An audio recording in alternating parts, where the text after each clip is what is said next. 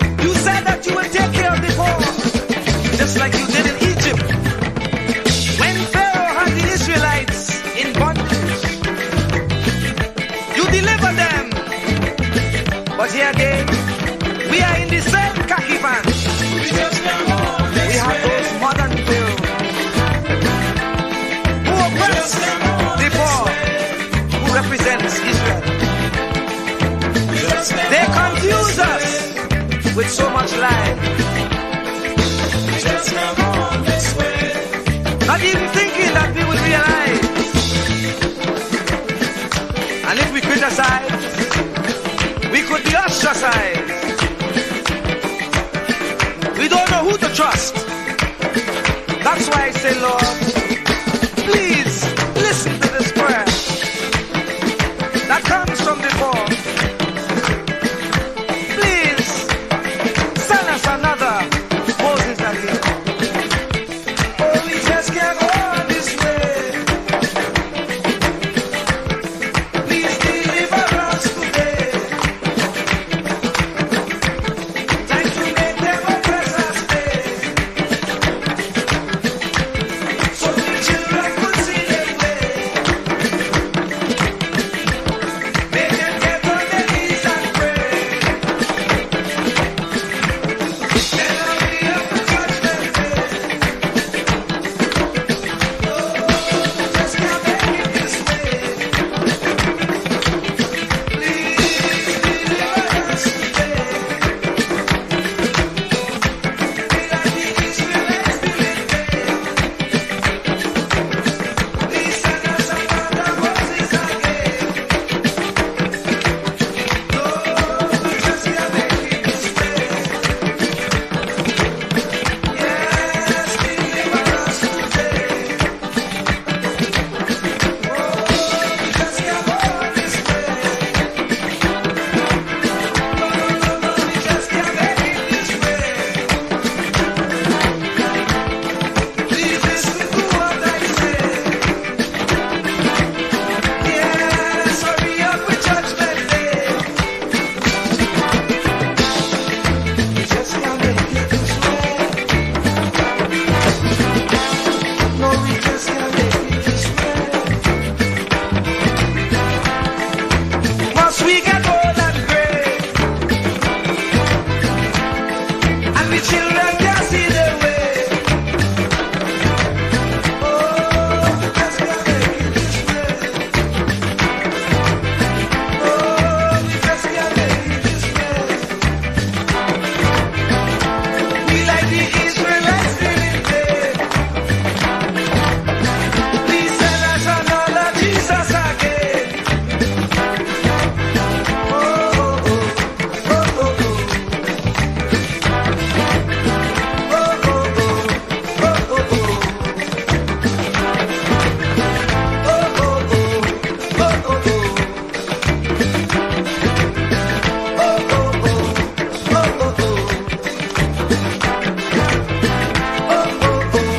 oh, oh, oh. Lord, we just can't go this way. Lord, we just can't make it this way. No, we just can't go this way. Keep me as the apple of thine eye. Hide me under the shadow of thy wing. O Lord, my Savior. It's so hard to deal with personal struggle. It's so sad when you feel alone in your trouble. It's real hard when you want to talk to a brother. It's so bad because of how some look at you after. So Jesus, come and be while you fix it. Come and be while you fix it. Come and be while you fix it. Jesus, come and me. Come and be while you fix it. Come and be while you fix it. Come and be while you fix it. Jesus, come and me. Cover my head. Satan want me dead. Cover my back from human attack. So Jesus, come and be while you fix it. Come and be while you fix it. Jesus, come and be while you fix it. Jesus, come and be. People see you smile, but don't know the hurt that you're feeling. Even as God's child, at times your heart does be bleeding. Where can you go when you're really looking for healing? Who know how to flow when your soul needs some restoring? So Jesus, come and be while you fix it. Come and be while you fix it. Come and be while you fix it. Jesus, come and be. Come and be while you fix it. Come and be while you fix it. Come and be while you fix it. Jesus, come and be. Come and be home from evil unknown. Cover my feet, so I'll never retreat. Oh Lord, cover me while you fix it. Cover me while you fix it. Cover me while you fix it. Jesus, cover me.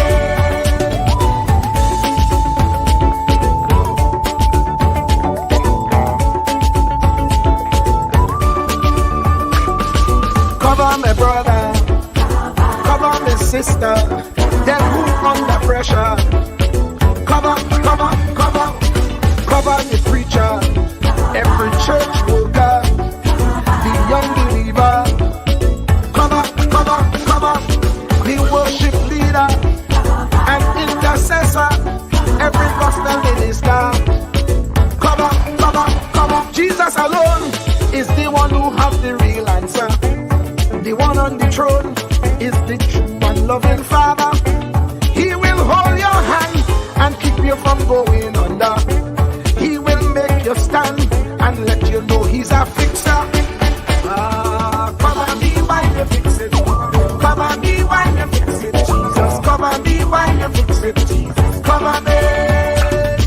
Cover me while you fix it. Cover me while you fix it. Cover me while you fix it. Jesus, cover me. Cover me mind. You know the struggle sometimes. Cover me mouth, that the wrong thing wouldn't come out. Oh Lord, cover me while you fix it. Cover me while you fix it. Cover me while you fix it. Jesus, cover me. Cover the Christian in the midst of aggression with the power of your right hand. Jesus, cover them helpless children. Jesus, defend them. Send help from heaven. Jesus, cover all them radio stations that blessing the nation. Grant divine protection. Jesus, cover me.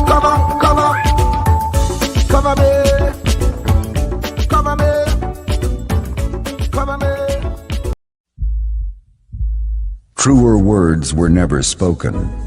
The less you associate with some people, the more your life will improve. Anytime you tolerate mediocrity in others, it increases your mediocrity. An important attribute in successful people is their impatience with negative thinking and negative acting people. As you grow, your associates will change. Some of your friends will not want you to go on. They will want you to stay where they are. Friends that don't help you climb will want you to crawl. Your friends will stretch your vision or choke your dream.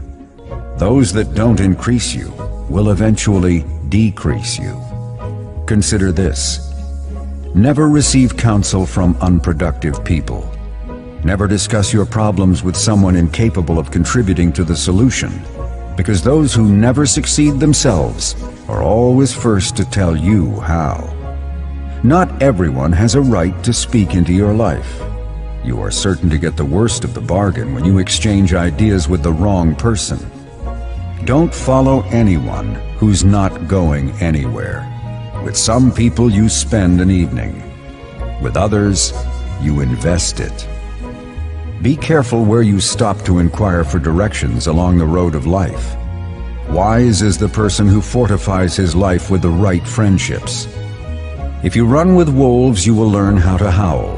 But if you associate with eagles, you will learn how to soar to great heights. A mirror reflects a man's face, but what he is really like is shown by the kind of friends he chooses. The simple but true fact of life is that you become like those with whom you closely associate, for the good and the bad. Note, be not mistaken. This is applicable to family as well as friends.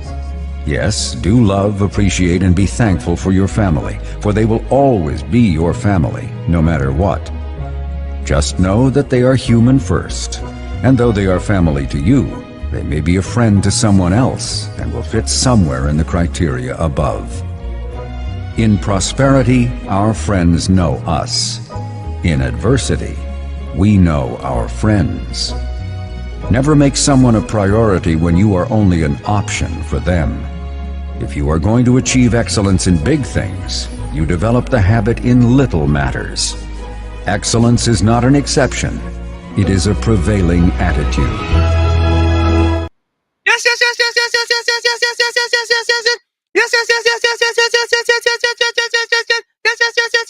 Let me say a special hello to all the WZYE 95.9 FM listeners. Of course, ladies and gentlemen, it's In the Village with Uncle Tommy, Professor Wall Street, and you on WZYE 95.9 FM. And as you know, we come to you every Monday, Tuesday, and Thursday from 7 to 10 p.m.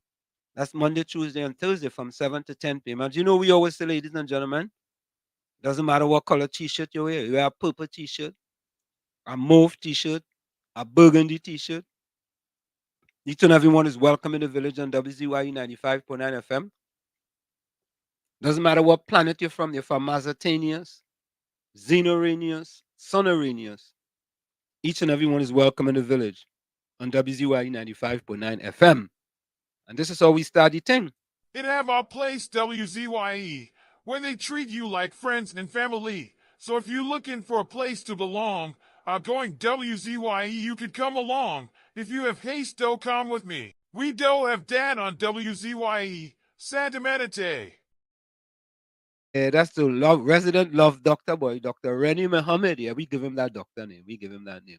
And of course, you know, ladies and gentlemen, we always say we originate, we don't imitate, we bring you the truth, the whole truth, and nothing but the truth.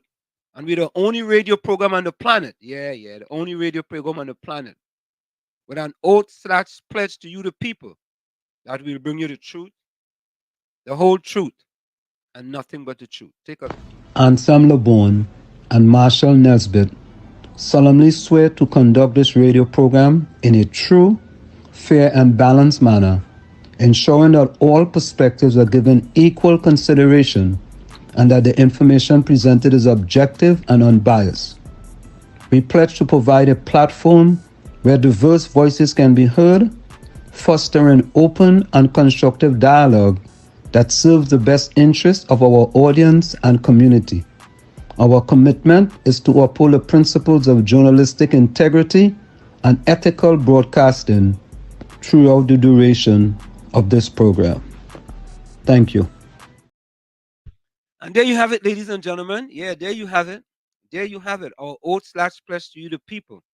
I will bring you the truth, the whole truth, and nothing but the truth. Tommy. Nothing but the truth. The truth. Good evening. Good evening. Good evening, man. How things today? Well, so far so good. It has been a great day, and I'm grateful for being able to spend this time with you. So all's well. That is splendid for us to hear, Tommy. Tommy, I'm working on a bombshell. Okay. So you without the bomb. Tommy, You said a shell, right? no, it. Tommy, it. I feel this bombshell bigger than any bomb they drop in Hiroshima. Bigger than that? Bigger than that they drop in Hiroshima, or bigger than any bomb they drop in Ukraine. Okay. And I only started it just before the program started. But I'm gonna go no further. Let me leave it. All right. But when you drop it, I'll be witness. Well, you gonna know before we drop it, you know. Alrighty. You gonna know before I drop it, but boy, folks, stay tuned, eh? Stand by. Stand by. Because when we drop this bombshell, I don't know. Tommy, I know what to say. If you drop the shell alone, that's one thing. But if you drop the bomb, that's another story.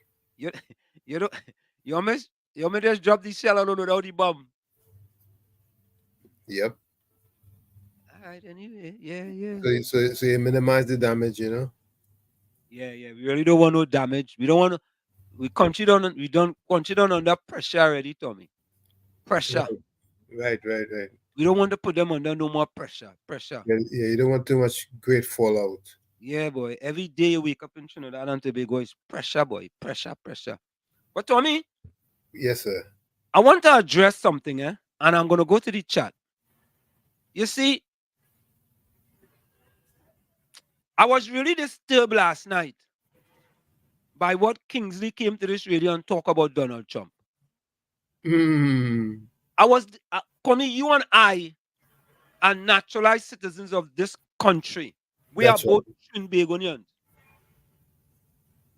And if people like him, I don't know what PNM Fox position is, but it seems somehow, boy, that PNM people want to support Donald Trump. I don't know. It seems right. Well, Kingsley's a UNC, right? Mhm. But yeah, and then we have the what is that fella name again? The other PNM fella in here. I forget his name. Some kind of Joseph something. Okay. What I his think I name? have an idea who you're talking about. All right. Good. I just we have an idea. You know, sometimes you have to call people name, but you have an idea. He's I got another it. one, Tommy. Right? I feel he didn't he say something about Donald Trump the other night, Tommy? If I'm not I cannot recall it, but okay, I don't want to accuse him of making any statements about Donald Trump, but I don't know if I recall that he made some statement kind of in favor of Donald Trump. So I ain't sure, I ain't sure. But we go clarify that as we go along.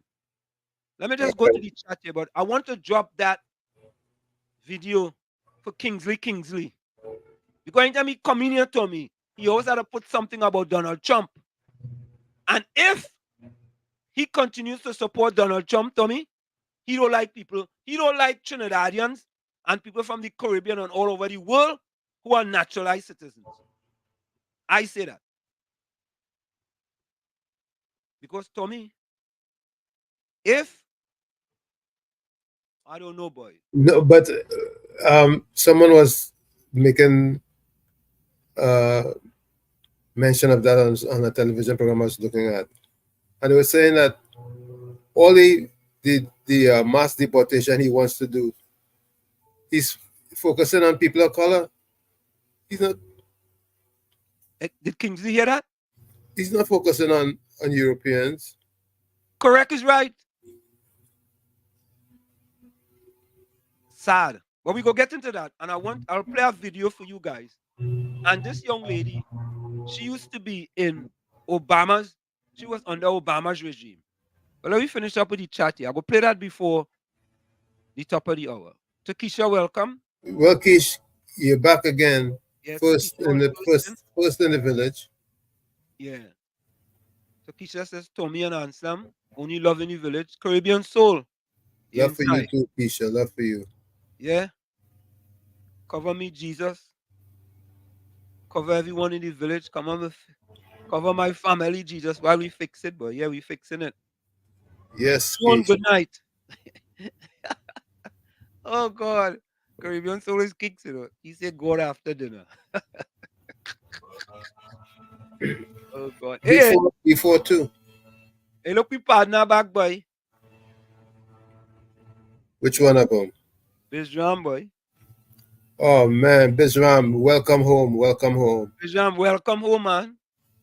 Good day, Uncle Tommy. Lock on home, trying to recover from my illness. We'll be on air soon for a live broadcast with you. Yeah? You're gonna recover in full, Bizram. Yeah, man. No Yeah, man. question about it. Good. Full 100, man. Full 100. Yeah? Caribbean social worship. You know, Pastor Google suffering from a disease called Dunlap. Oh God. All ain't easy. All ain't easy. Look your partner. Look your partner, Tommy. Read what you say. Mr. Maloney, good evening all. Hope that your day You say good evening, good evening. and your night go better, especially as nothing is too hard for God to do. I mean, we don't disagree with some of these statements he make, you know, Tommy. Pardon? I don't think people just disagree with some of these statements he make, but people just want him to be consistent. He's inconsistent. You know, in that you don't go one place and say one thing, and then you come over next place and you say a next thing. Be Well, consistent. I don't pay attention to the other forums and them. Right. Well. You know, my name is prominent, whether in the forum or whether outside the forum. I know. I had to pick. You know, Tommy, somebody was telling me, I ain't gonna call the person. Somebody was telling me, they were saying, you know, Wall Street, think about this, eh? You come out of Chumakak Lavantil, Hmm. right? And all the successive you had coming out of Chumakak Lavantil, many black PNM people, right? They say all kind of thing about you, right? You have been so successful as a young man coming out of Chumakak Lavantil. And them people and them just talk about you like, I say, listen, eh? You can't control other people's opinion. But you know, maybe, Tommy, I think if I was a different hue, it might have been different, even though I might have been talking the same. No, if you were unsuccessful, it would have been different. Tommy, I like that. Yeah, they say, look at him. He leave Trinidad and he go to America and he turned out to be a bum. He ended up in jail, all kind of thing. He couldn't even finish his high school. Yeah. We have some serious issues that has to be fixed. Serious issues, you know. Yeah, when I say we have, I'm meaning people of our ancestry. Yes. Tommy, it seemed as if it's okay for other people to prosper, right? And it's like when many of us try to pull ourselves up by the bootstrap, they take off our boots and leave us bootless. Man, if anybody knows about these things, you know I will. I mean, it's just so interesting, right? That it's okay, Tommy. Tommy, why is it okay, boy? Why is it okay for a country led by a black prime minister to have 26% of black people living below the poverty line, and the black people don't see a problem with that? Why is that okay? It is not okay. But why is it okay with them? They don't talk about it. You see, you have to realize this. The way you lead a people and the way you program them would determine what you can get away with and what you cannot get away with. Oh, okay. And this particular leader, his style of leadership gives him that opportunity. Okay. So this here is what you are telling me. This is what you are telling me here, right? Listen I to think this. there are two ways in which people are controlled. First of all, frighten people, and secondly, demoralize them. An educated, healthy, and confident nation is harder to govern. And I think there's an element in the thinking of some people. We don't want people to be educated, healthy, and confident because they would get out of control. The top 1% of the world's population own 80% of the world's wealth. It's incredible that people put up with it, but they're poor, they're demoralized, they're frightened, and therefore they think perhaps the safest thing to do is take orders and hope for the best. That's why all over the continent we have issues. That's what's going on, right, Tommy? That's what you're saying? All over the continent Hmm. we have issues, and it's because of the leadership.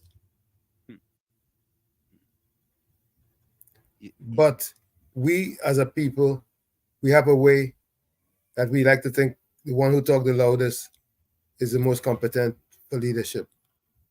Not realizing that being loud and abrasive doesn't mean that you are competent in leadership. But somehow, the loud and abrasive person always seems to be the one that we choose over a quiet, calculated, thinking leader. You just think about what I just said. Yeah, I heard you loud and clear, Tommy. You know,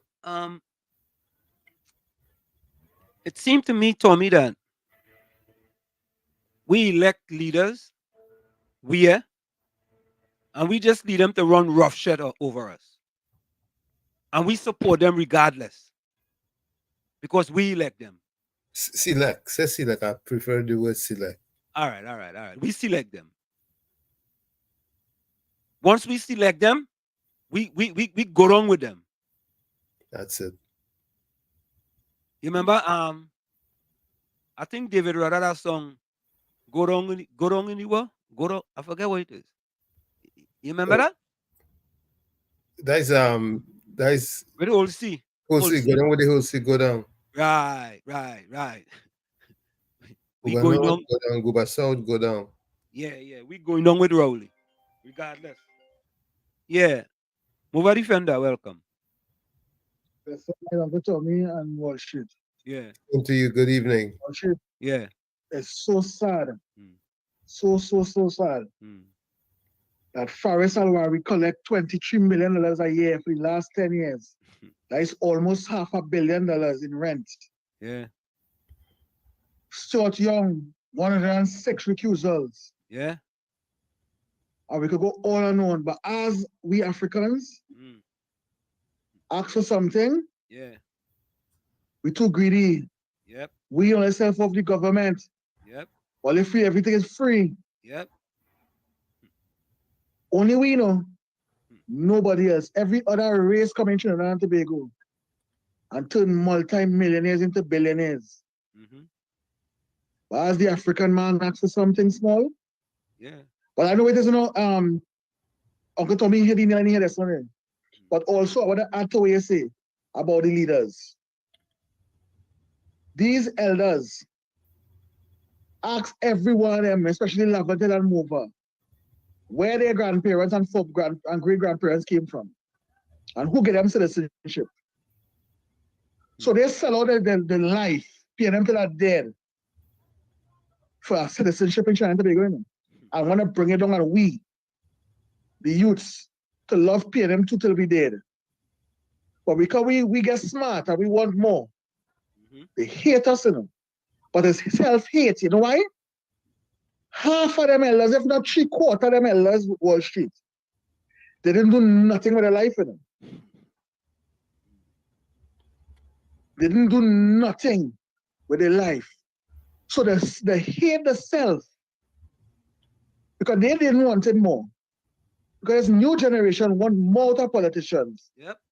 They hate us in return. So I hope you understand what I mean by that. Full one on. Yep. Jolly night. Yeah, man. Thank you. Yeah. You know, Tommy, it is so sad because we have here it is here. This is what I wanted to play. There is a huge difference between leaders and politicians. Politicians are liars. Leaders tell the truth. Politicians beg people to get them into office. Leaders are begged by people to enter into office. Politicians worry about the next election. Leaders worry about the progress and the vision of the country. Politicians measure success by material gain that they got from stealing from the public, of course. Leaders measure success by the progress of the country. Politicians are populist in their developmental plans. Leaders do the right thing. Even when people don't see the point presently, they'll see it in the future. Politicians hire people who are incompetent. Politicians hire people who are useless. politicians surround themselves with people who, with yes men for self-aggrandizement. But leaders surround themselves with people who are even more intelligent than him or her. Leaders surround themselves with people who are even more competent than him or her. Leaders surround themselves with people who are willing to challenge the leader. That's the difference between a politician and a leader. In short, what I'm trying to say is that we have many politicians. We have little to no leaders. We should strive, we as the African race should strive for leadership over politicians. Leadership over politics. And I think that should be the mantra. That should be the hashtag. Leadership over politics. I'd rather take a poor politician who happens to be a good leader than a good politician who happens to be a poor leader. Yep. That's what we're talking about. That's what we're talking about. Yeah, because a good leader would find the right person or somebody who's super competent to do a particular job or take up a particular post that would make his nation stronger, better, as opposed to somebody of a lesser. You know, Tommy, what you said just now, there, boy, make 100% sense, you know. And here's why there's a difference between Patrick Manning and Prime Minister Rowley. Think about it. Speak. I've thought about it. Go ahead. Patrick Manning never made Fitzgerald Hines a minister. The best he could have been was a junior minister. Yeah? Prime Minister Rowley, who is the politician, made Fitzgerald Hines 2 or 3 ministries as the minister. See the difference? See the difference? And And Patrick, he's incompetent.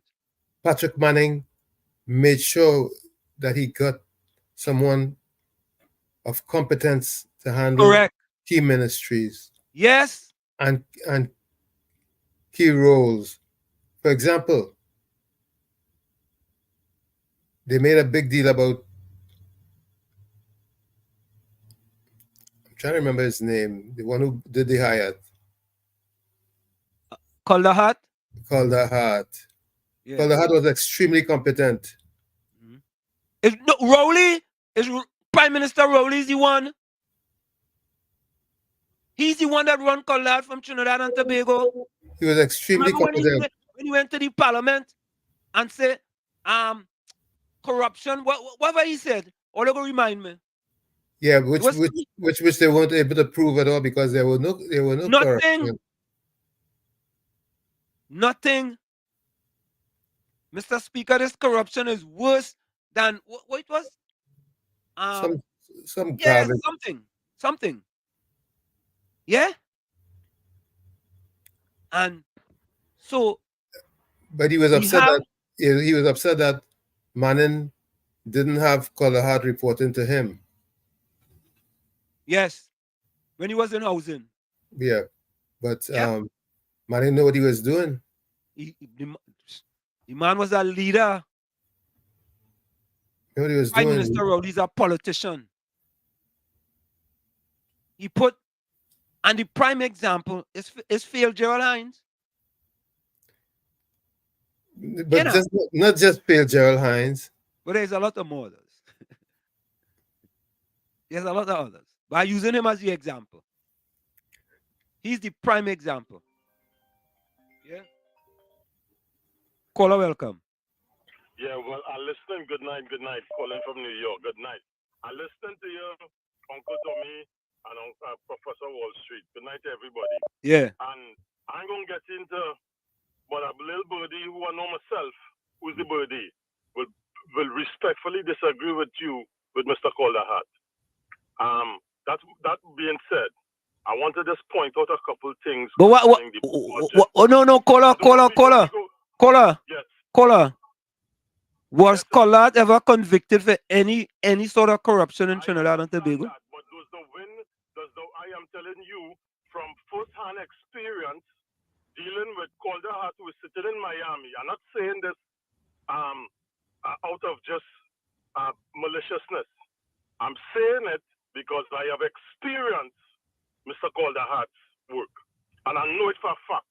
And if I was to be brought before a court of law, I don't swear, but I would solemnly attest that there are issues with that gentleman. He may have been competent. I'm not saying no, but there are red flags.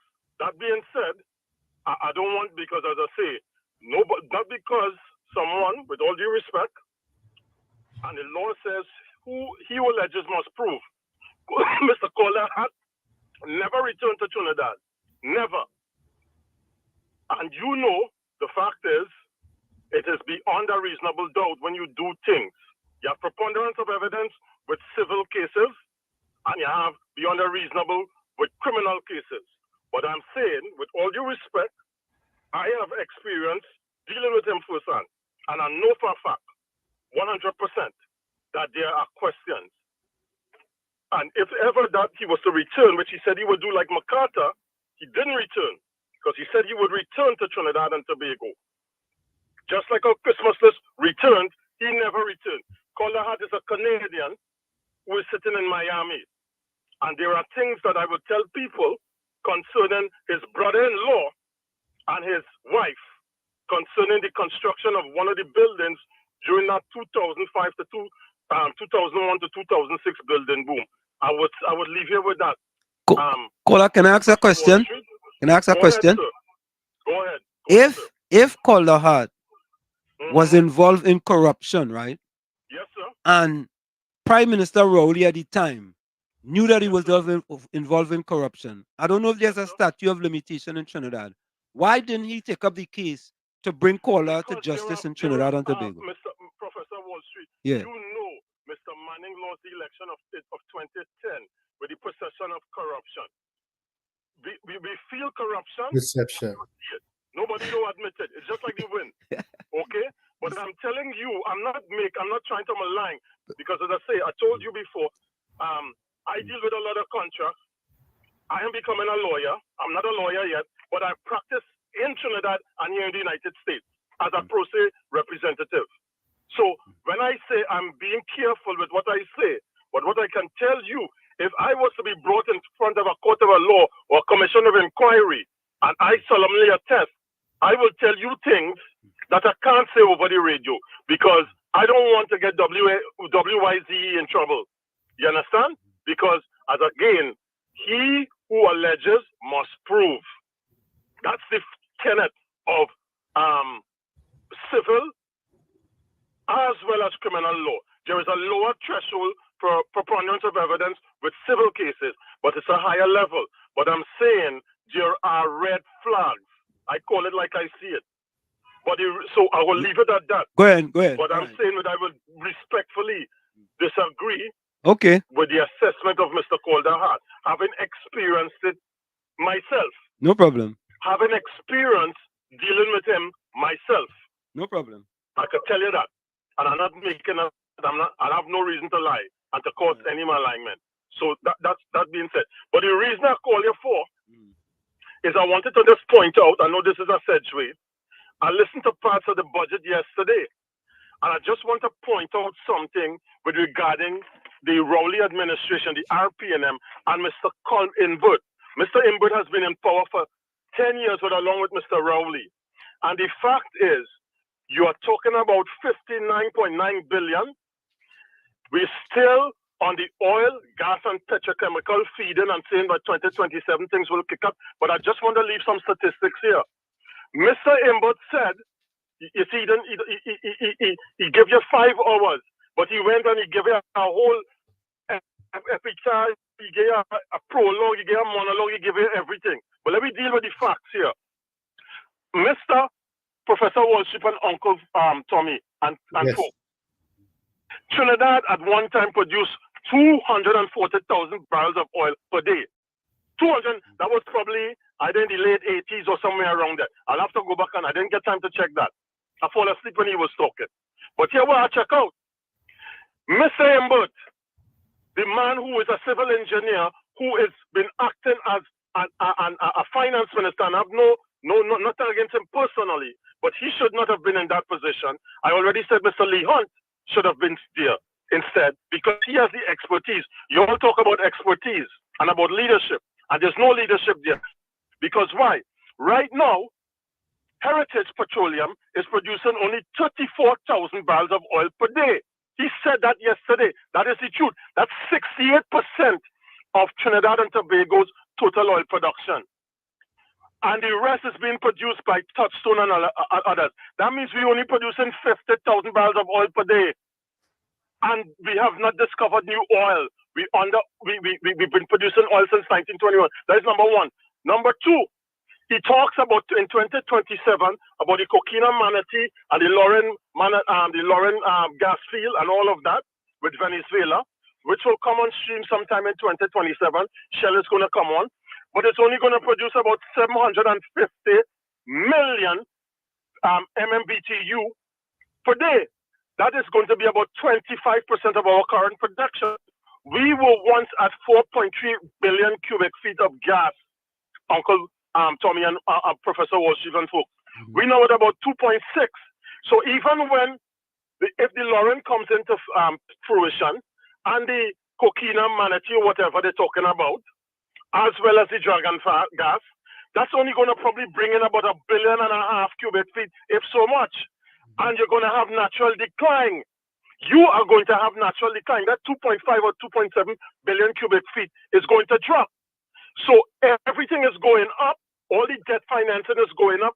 All our expenses is going up. He talked about the 5% he wants to offer for the public servants because of inflation. Let me point out something. Diversification.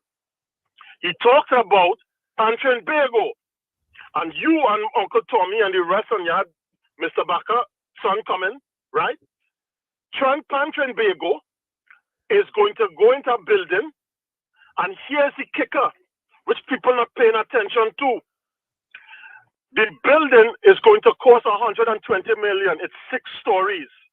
It's going to have a conference room. It's going to have a pan theater for a theater for 300 people capacity. It's going to have a rooftop entertainment. It's going to have a museum. It's going to hold Pantry and Bago. It's going to hold the Ministry of Tourism. It's going to hold the NCC. And it's 120 million with car park 6-story. But I want people to understand, 120 million going on bill, right? Remember the headquarters for the Ministry of Health that was leaking just recently, right? That is about 5 stories. You know how much are going to cost Trinidadians with the boat, the build, own, lease, and transact under Mr. Rowley? It's going to cost us about $480 million after 15 years. I want people to open their eyes. The square footage, none of these things are being said. And I will leave you with this one. This statistic. The fact is, agriculture, Mr. Imbert talk about all he doing and the cocoa. We produce one of the highest level of the Trinitario cocoa in the world. How they going to revise it? I hear nothing about Ghana and trying to bring Ghana in. He's talking about different things with Ghana. He's talking about doing roads. But guess what the budget is, Anselm and Uncle Tommy, Professor Walsheet? It's only about $1.1 billion. When you do $1.1 billion over 59.9 billion, that is 0.30% of our GDP, of the budget. 0.30%. Meanwhile, back at the ranch, Mr. Imbert wants and Dr. Rowley wants, when he was saying with Clarence Rambaut, who was the Minister of Agriculture, that we can't do agriculture. We don't have the land for it.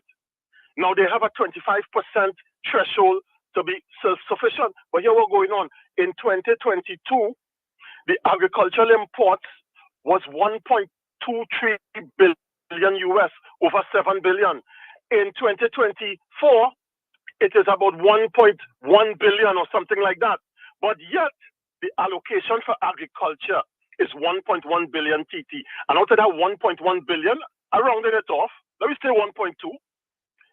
half of that budget is going to go into recurrent expenditure for the Ministry of Agriculture. So when you take that 0.75 or let me say 800 million, and you put that over the GDP, the gross domestic product of all the goods and services in Trinidad and Tobago, which Input was boasting it was 180 billion and change. Nominal GDP, that is just money. That's not the actual value of production. Okay? That is less than 0.01%. How could you be serious about dealing with agriculture? How could you be serious when you know cocoa is now hitting sky high? You know cocoa prices are very high, Ansem, Wall Street, and Dr. Uncle Tommy. So I'm just leaving you with this. Yeah, man. I'll leave you with this. When you go and allocate $6 billion for the Ministry of Defense or the Ministry of National Security with Fitzgerald Hines, and you're going and buy how much, 300 cars or 3,000 cars, and you're going and buy 2 interceptors and 2 fixed wing and all of that, and you're not dealing with the fact that 14 diamond boats and them 2 cutters they get from Australia for 1.2 billion that Dr. Rowley and his Gary Sobers went and just picked like if it's off a shelf in a grocery. We're not serious. And I'm saying again, I'll leave you with this. Mrs. Bisesa Prasad, Mr. Gary Griffith, Mrs. Mr. Pandey's daughter, Mikela Pandey, Mr. Philip Alexander, Mr. Bacchus, Mr. Bacca, you all have to get together because I'm telling you, I told you, Trinidad is going to be in a serious precarious position, and we're going to have to start selling assets just now. Just like if you're in a household and you start losing money, where you have to go? You have to go by the pawn shop, and they're going to start distributing our assets under the dollar, and we can't deal with that. I will leave you with that. Thank you, man. Rowley and Colm Imbut and rest of the company. Thank you. They've been there 10 years. With all due respect, they have to go. We have to give other people a chance. Thank you. That is what Mr. Suzette Loud said, and I believe in that as a Trinidadian. Good afternoon or good night, wherever you are, and thank you so much for listening to me. Good night. Bless. Thank you for your contribution. Thank you for your contribution, man. Tommy, I did an analysis of the numbers for the allocation. Tommy, the Ministry of National Security was reduced by $799 million. Let me repeat that, Tommy. Yeah. Tommy, which is that is three quarter of a billion. Tommy, that is an indictment against the Minister of National Security. It was reduced by $799 million. Three quarters of a billion. It went from 6.912 billion to 6.113 billion in 2024-2025. $799 million. So you see, the video we just played about politicians and leadership, what the Minister of Finance, by extension, Prime Minister Rowley, told the population, all you, I know Phil Geraldine's feeling, but he's my partner. And in my cabinet, it pays to be incompetent. It pays. Yeah? $799 million. But here's the other one, Tommy. And that wasn't the highest, Housing, Tommy. Housing. This figure had to be wrong, man. Housing was reduced from $1.61 billion to $750 million. That had to be wrong. Why? 860 million reduction, Tommy, in housing. Why are you acting so surprised? How you mean? Well, how come you're not surprised? It's Common and the king you're dealing with, you know. No, Tommy. Call on Mr. Florida, welcome. Hey, good night, Mr. Hansen. Good night, Mr. Tommy. Good night to all the callers, everybody on the live, everybody. Yeah. Happy to see all you guys here. So, Mr. Hansen, you know what I want you to do for me, Mr. Hansen? I know this is going to be a little bit of trouble for you. But what I want you to find out for each one of these ministry, where's the recurring expenditure? Yeah, like yeah. salary and all that. I go find that out. Because I think sorry for interrupting you, but I think the Ministry of Education, I think it's something like $3 billion a year. Well, in recurring expenditure. I ain't sure. I could find that out. All right, look on listening. That would be great for me to know. Yeah. But Tommy, Mr. Florida, thanks for that. Tommy, Ministry of Education, a reduction of $510 million. What really going on, Tommy? Listen, the highest was housing, 860 million reduction. Then national security, 799 million. Education, 510 million. So what really going on? Where the budget is high, is larger than the last budget. A little larger, yes. So where did the majority of the money go? Well, what they do, Tommy, what they actually have done is that health went from 7.4 to 7.5 billion, 162 million increase. Right? Is that significant enough to make that difference? Well, public utilities, Tommy, went from 3.018 to 3.221, $203 million increase. Public utilities, eh? Tommy. That means that water is gonna flow like first time, right? Tommy, these are real jokey budget and shoot, boy. I don't know. And listen to this, eh? I don't know. And folks, I want this to be clarified, eh? Before in the budget was works and transport.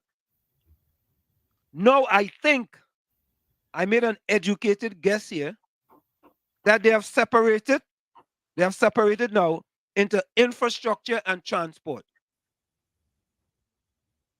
Because the last few years in the budget was work and transport. They didn't have anything for infrastructure. Now they have infrastructure and transport. So what I did, I kind of put those two together, and I think it makes some kind of sense because that came up to 3.272 billion, and last year was 3.394 billion. Now I could be wrong on that, but I didn't see a number, Tommy, for works and transport. What I'm thinking is that it's probably semantics and word, and it's the same ministry. Yeah. But Tommy, even rural development and local government, they was reduced by $54 million, a reduction. I don't understand this budget. I really don't understand it, truth. I'll be honest with you.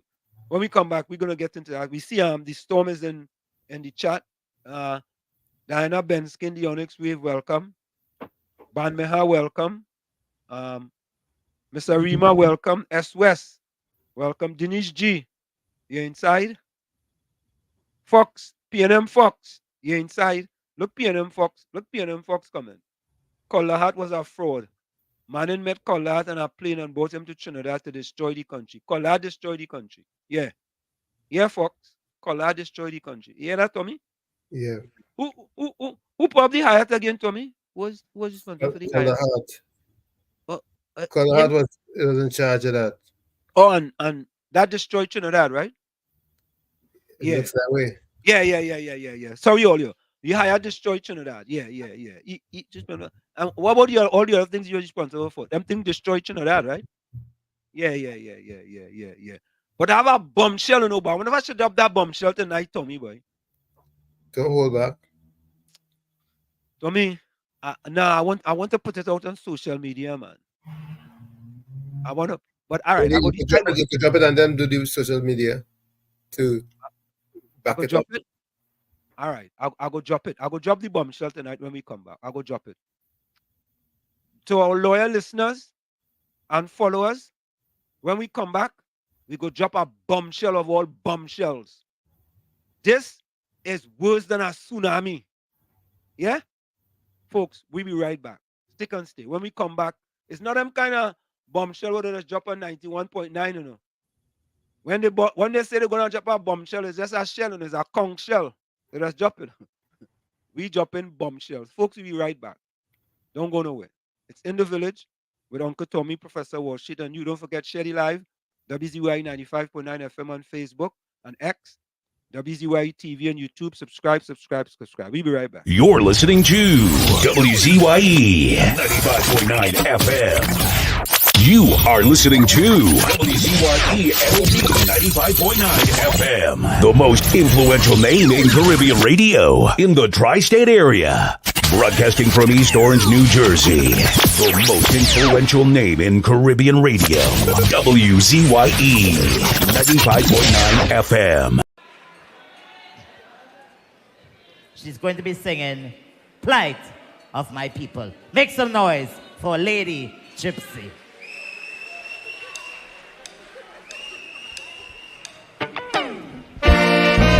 No plight of my people.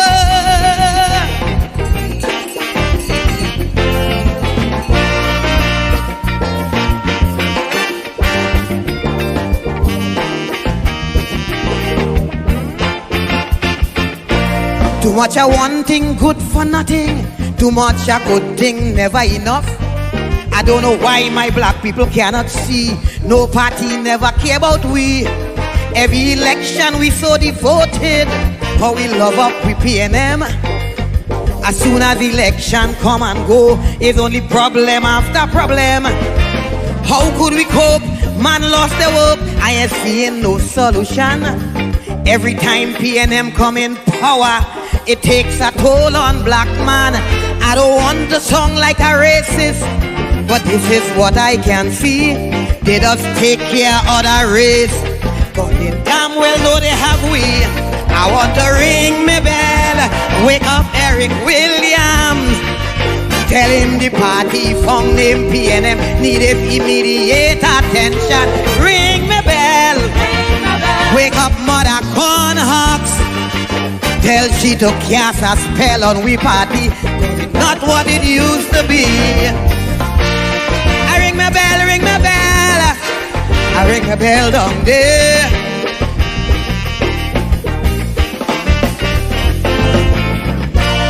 I ring my bell, I ring my bell down there. This thing is becoming out of hand. It's time this damn nonsense stop. If you don't sing a PNM song, from Skinner Park you'll be dropped. Calypsonian could have sing what they want. We were the spokesman for the people. Eric Duffy, Chambers Dunphy, when Kamala drunk how she like to pee. Calypsonian no, that's no way to go. Too much happening in we country. All this killing spree, young woman body, but only about PNM you could sing. All them songs playing on the radio, all you singing with Kamala too. But when PNM do a wrong thing, I ain't hearing a word from you. I want to ring my bell, wake up Mother Cosell. Every Monday she preach on Wack Radio and is the biggest critic of Calypso. Ring my bell for Patsy and Joni. I want them two cultural lovers to know not only PNM song is Calypso. I ring my bell, I ring my bell down there.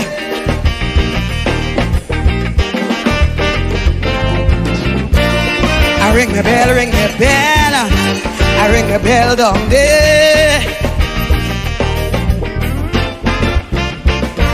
Crime will never stop in this country once black people belly empty. How could a man work in CPEP, maintain his whole family? All you say the past regime was so bad, so much wrong thing they done to we. Now that PNM take over, why poor people going hungry? When PNM win, all African grin. Now we get back we country. All they doing is complaining and ain't doing nothing for we. The mess already made, don't sit in the shade and ponder on we problem.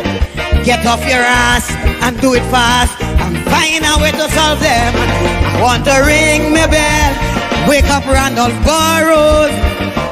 Tell him among all past police commissioners, up to now it's he I prefer. Ring my bell, wake up the Lord Bryna. Tell him the state of Calypso today is a good thing he passed away.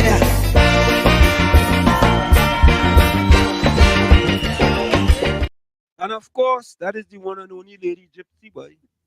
Anytime PM come in power, it takes a toll on black man. Yeah? The proof is in the pudding, you know. 26% black people living below the poverty line under Prime Minister Rowley. Yeah?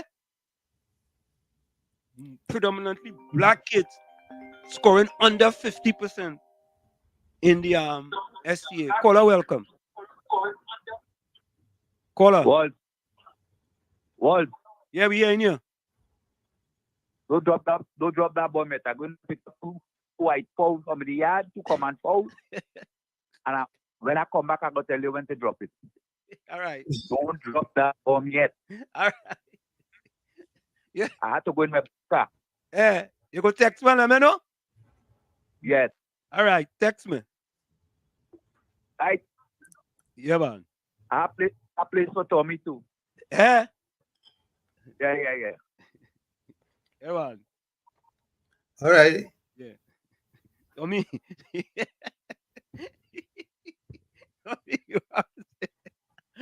You have to drop that bomb. Who's it? You know, I just have him. Caller, text your name for me. I just have him on the thing as Trini Caller. I just have his name. His name just show up as Trini Caller. Yeah. Edison Prince say, "Well, she don't drop that bomb yet. I'm going down in my bunker." I'm going to the bumper. Going to the bunker. Going to the bunker. The storm welcome. I hear you looking for bodyguard. I like that one. I hear you looking for bodyguard. I am the storm and I could roll up in tongue with all them hurricane behind me. Storm, you're talking about the Calypsonian bodyguard? Eh? I hear you're looking for a bodyguard. And I am the storm. I have contact with all them hurricanes. All right. So you have to talk fast. Let me send out a message. What's going on, everybody? Tommy, what's going on? I'm okay, darling. How about you? Are they? How we gonna keep Mr. Slim protected, boy? You know he's only 4 foot tall, so you know somebody gotta be there. 5'4". 5'4". 5'4". 5'4". I'm 5'8". You told me we oughta protect him, you know, Tommy. Yeah, he's good, man. He has enough protectors, Yeah. including the Most High. You know, Tai Chai. But no, honestly though, y'all, what's really going on in Trinidad and Tobago?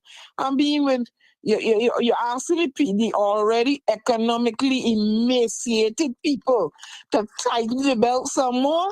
And when you pass by the parliament, because I was there recently in Trinidad, you see a set of fancy vehicles, park up there. How? And I was on a live one time with some nurses. How come nurses are not being paid, to match the cost of living? How come the policemen and them, did they get their proper raise yet? and you give the firemen, you give the policemen more vehicles, and you ain't give the firemen nothing. What would tell you reduce budget in critical areas, you increase budget in health by a schmiddling. How much that going to improve the people's life? And this is what you're telling them to hold strain till 2027.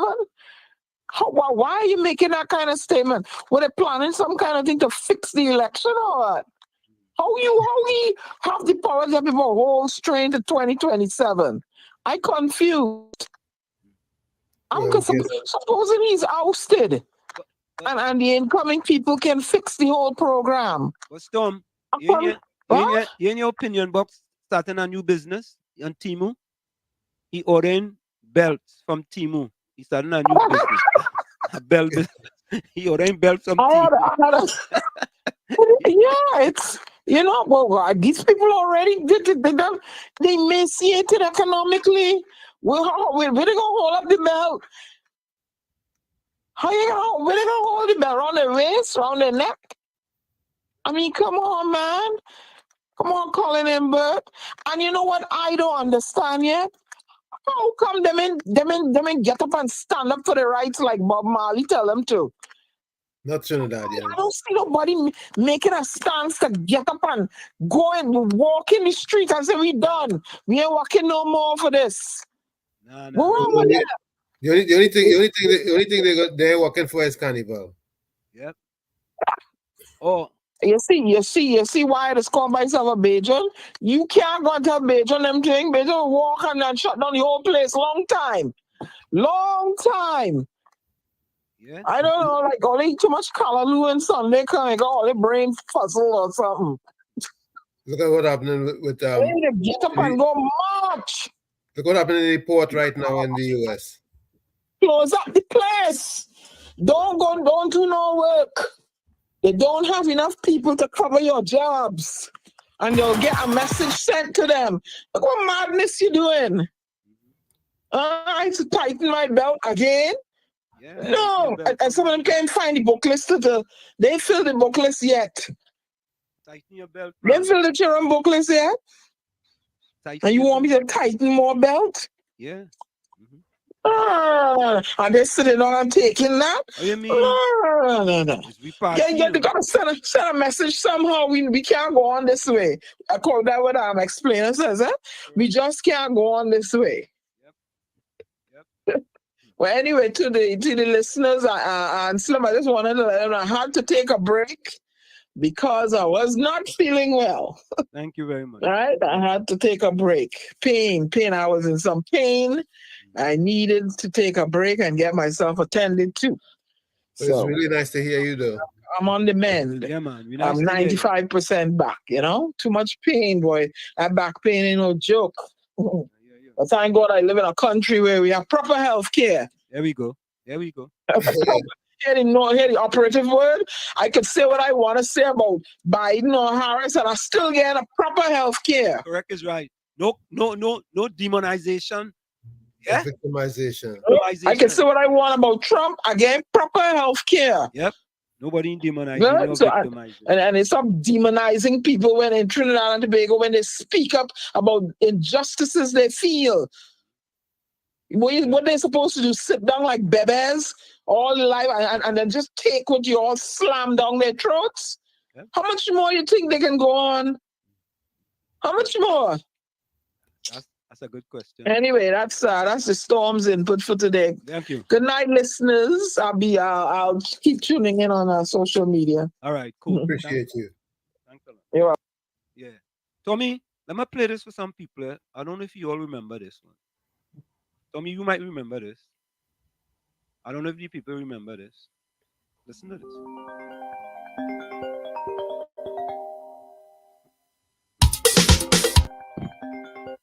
KFC, welcome. Yeah, man. Hi, good night. Good night, Mr. Washi. Good night, Uncle Tommy. Good night, KFC inside. Good evening, KFC. Only them proper healthcare, proper rules. Only could cause Donald Trump. Only could cause Kamala Harris. Yeah. And no victimization at all. And we could cost Biden too. We could can't say that, yeah. Yeah, we could cuss the Republicans. We could cuss the Democrats. Yeah. No victimization. This country where you, man, it's real sad, you know, man. It have talk shows and radio station screaming up calling to the ministers and again victimized and they're cussing the P and them by worship by. Yeah, boy. You gotta be careful. You gotta be Yeah, careful be who you careful, cuss. man. You gotta be careful who you But cuss. yeah, but when God pray and I will catch up burn all the evil. Gotta burn all the evil, too much wickedness and injustice going on another spear. But what should I see a girl tonight that interview in Shiba? They said the longest budget presentation Colombo for about 5 hours and something. Yeah, boy. Yeah, the longest one. They said that was a high set budget. That was campaign start in the parliament there, you know. Correct is right. Yeah. Ain't wasting time. Yeah. Wasting time. But I see the union, everybody coming out with that percent. They said that's slap in the face and everybody coming out now.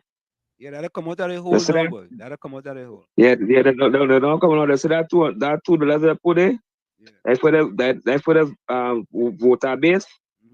That election gimmick. Yeah. Election gimmick. Mr. Watch, I in and out I take in you could right now pull out and I'm about the battery right now. Puran. Right now the battery with caution. Because now they lost you out. Yeah, that'll you know, America. Yeah, so you take that time, but you know, America, make it century. You see the batting first? Century. The batting first? Yeah, the batting first. What's the score? What's the score? Well, the last score I see is, you know, for now it's 6 if you have a century, 100 and to be 100 and something now. Oh, I will check back because you know maybe so it's got 100. You know make you have a century. I hope you don't give up his wicket.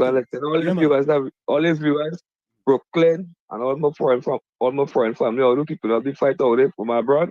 Yeah, hope I take a plane and come across and the Poland too. Yeah, man. I go on. Bless. Tommy, listen to it, huh? Mm-hmm.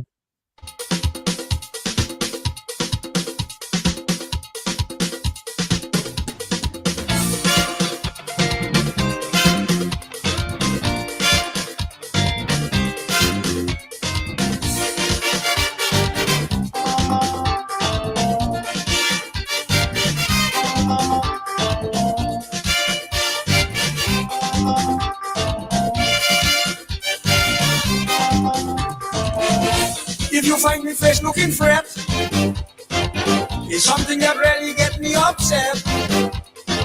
If me fresh looking like it want to fret, it's something that really get me upset. Me and the boss man just disagree. It nearly had big fight with me and he. Well, what do you think cause the tilele? He want me to walk on Carnival Day.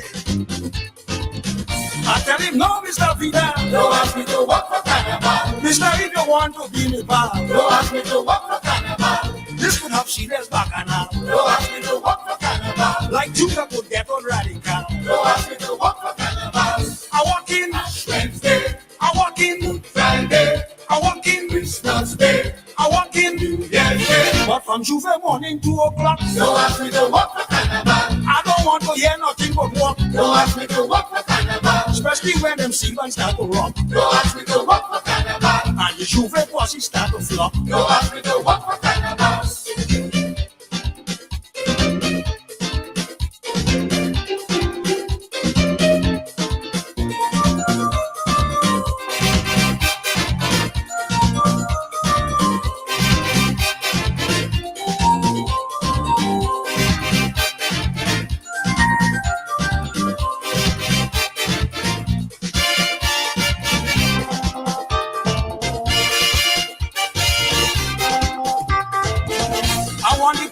Understand, it's not because I'm a lazy man, but if I try to walk in this state, I won't be able to concentrate.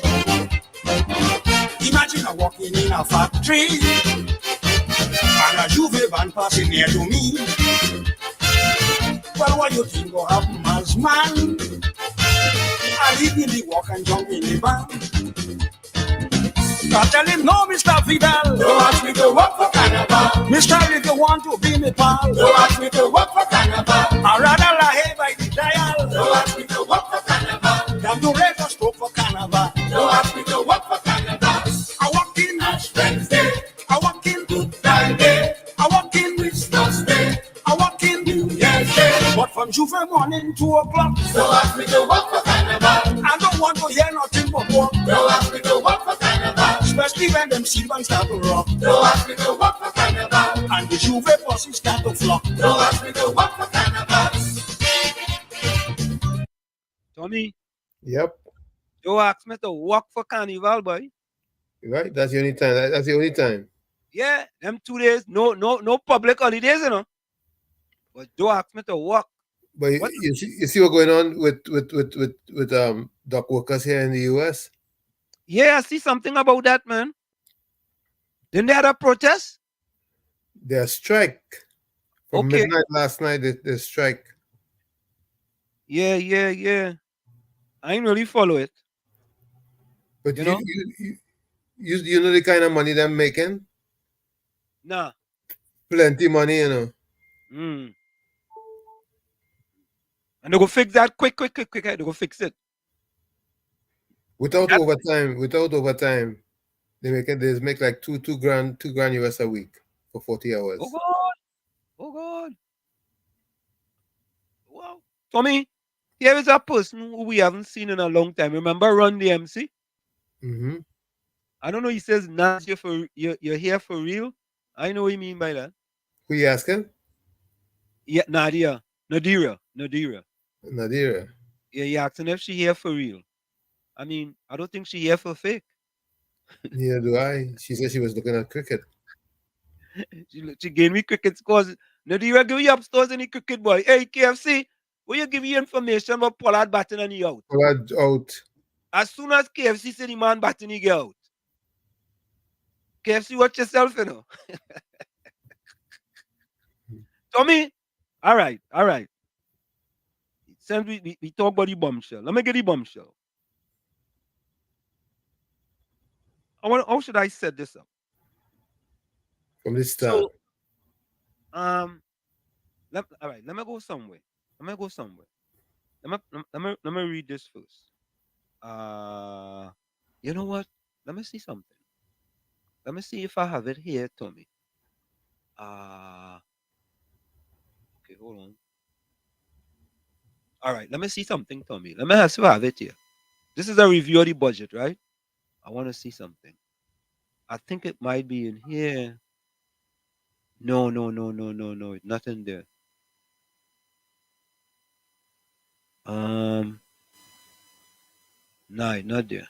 That is a review of the budget. All right, let me go here and read this for you all. Huh? I want to read something for you all. Let me tell you something. I tell you all something.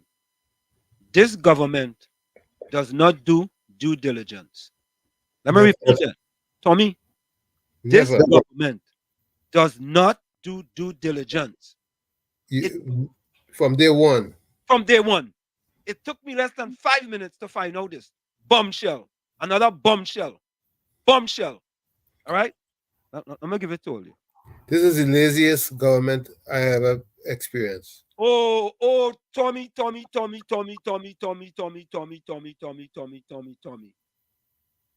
You know, people have said that about the leader, you know. Remember Roger said that? And many other people have said that, you know. But it's obvious. But I want to read this for you all, and then you all go see where I'm going with it. And then we go get back to the budget. But I want to read this for you all, so we could have some. I'm just looking for it here. Okay, here we go. National budget. 3 shortlisted to purchase Petrochin. Right. Crow Consortium, a local-based consortium. Inca Energy LLC, a company based in the USA. And Oando PLC, a company based in Nigeria. And I have to tell you the truth, I was biased. Once I see Nigeria, I was very concerned. Very concerned. So, Tommy, you know what I did? Research. I did a search. I did a search. And listen to this. Crow Consortium, no corruption. Zero. None. Inca Energy LLC, no corruption. Let me tell you what it says about Oando. Let me read it for you guys. This is a bombshell of all bombshells. I was waiting to point it out first, But since all are loyal to us, we're going to be loyal to all you. Let me read it for you. This government, them does deal with companies involved in corruption. That's what them does do. And a fish doesn't rotten from the tail. Tommy? Correct? True. Let me read it for you. Let me read it. And Fox, P&M Fox, and Patty, and Gordon Joseph, and Big George too, and Big George and all of them. Look, Patty. So Wall Street, don't develop the country with more roads, but spend dollars on social programs. Oh my God. All right. Let me read it for you.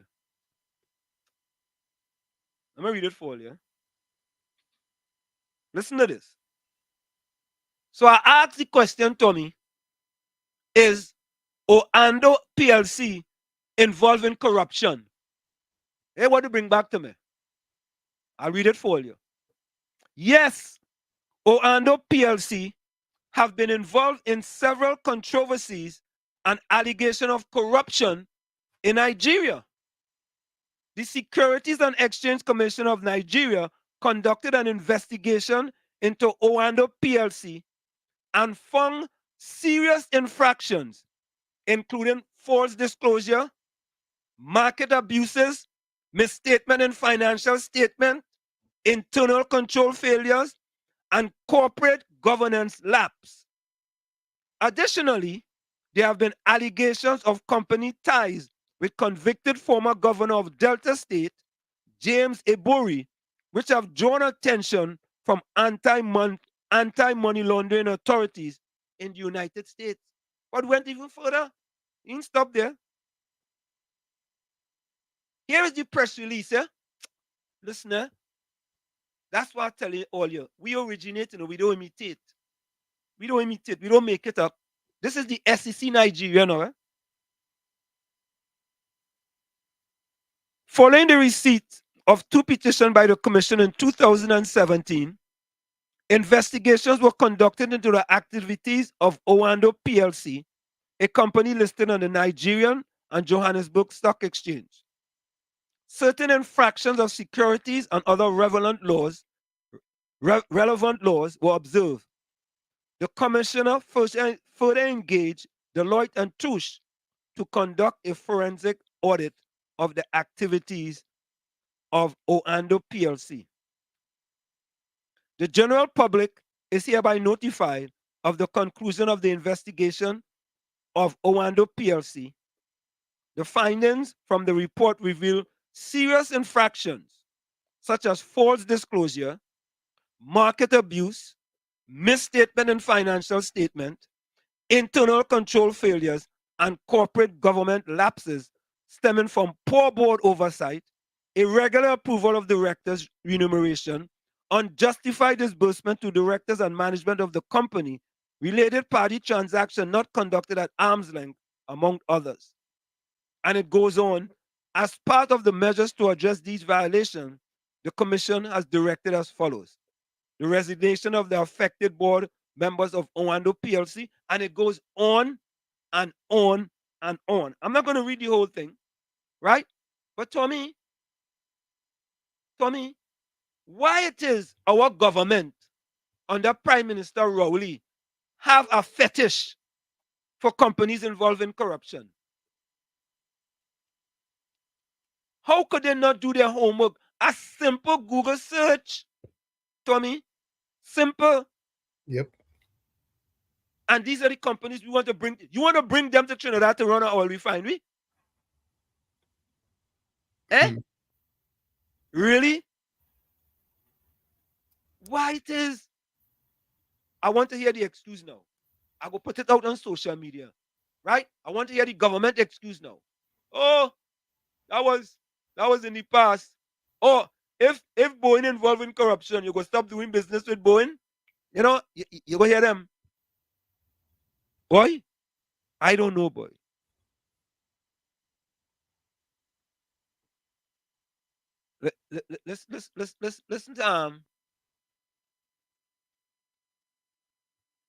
Listen to listen to Patty. Listen to she. Patty says, Wall Street, that is the duty of the OPR to handle, sir. Oh, please. What? Tommy, the horse already bolted this table. They picked three. And you put that in your budget, which is You put that in your budget.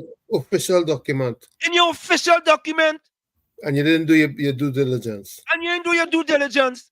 And you let a foreign man, a man who in foreign, because they say I'm from Trinidad, a foreigner, take 5 minutes and bring it to you all, that company involved in corruption. And Patty already making an excuse. That's why they're getting away with it, because of people like Patty. Yeah, correct is right, Tommy. You waiting. Wait now. Oh, God. Tommy, you bring a corrupted country. You bring a corrupted company. You already have people do the work. Right? You know what? They should get a refund from the company who do the work to pick them three companies. And the government too, they should take full blame. They put that in the budget. In the budget. Really, boy? Yeah. Patty, you making an excuse for that, boy? Oh, God, boy. Lord Father, please put a hand. Go and put your hand on Gordon Joseph Bible, please. Put your hand on Gordon Joseph Bible. No. Don't put your hand on that Bible. Sorry. Don't put your hand. Sorry, I take that back. Patty, I know you have a Bible at home. Open. Go in Proverbs. Just go in Proverbs. Read any one of them. Any one of them. Eh? Yeah, and here it now. You know what's a joke? The US have a man that was charged, but he's going up for president. Yes! We against that. We not for that, Patty. You think we for that? We don't want that? No, we don't want that. So your excuse is that it's okay for Trinidad and Tobago to bring a company that was involved in corruption to buy something like the refinery, to purchase the refinery, and you don't have a problem with that. Okay, hear what Patty says. Read the OPR Act Wall Street, understand the process, and then talk. Tommy, does that make any sense what she's saying?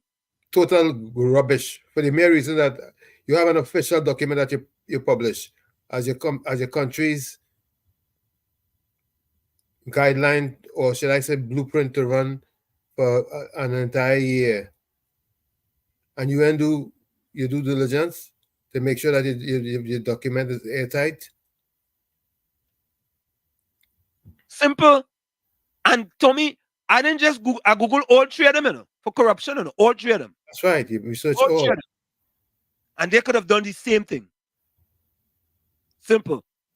But Patty, I understand why you make excuse. I ain't see Fox make no excuse yet. Where's Fox excuse? Let me see if he make an excuse yet.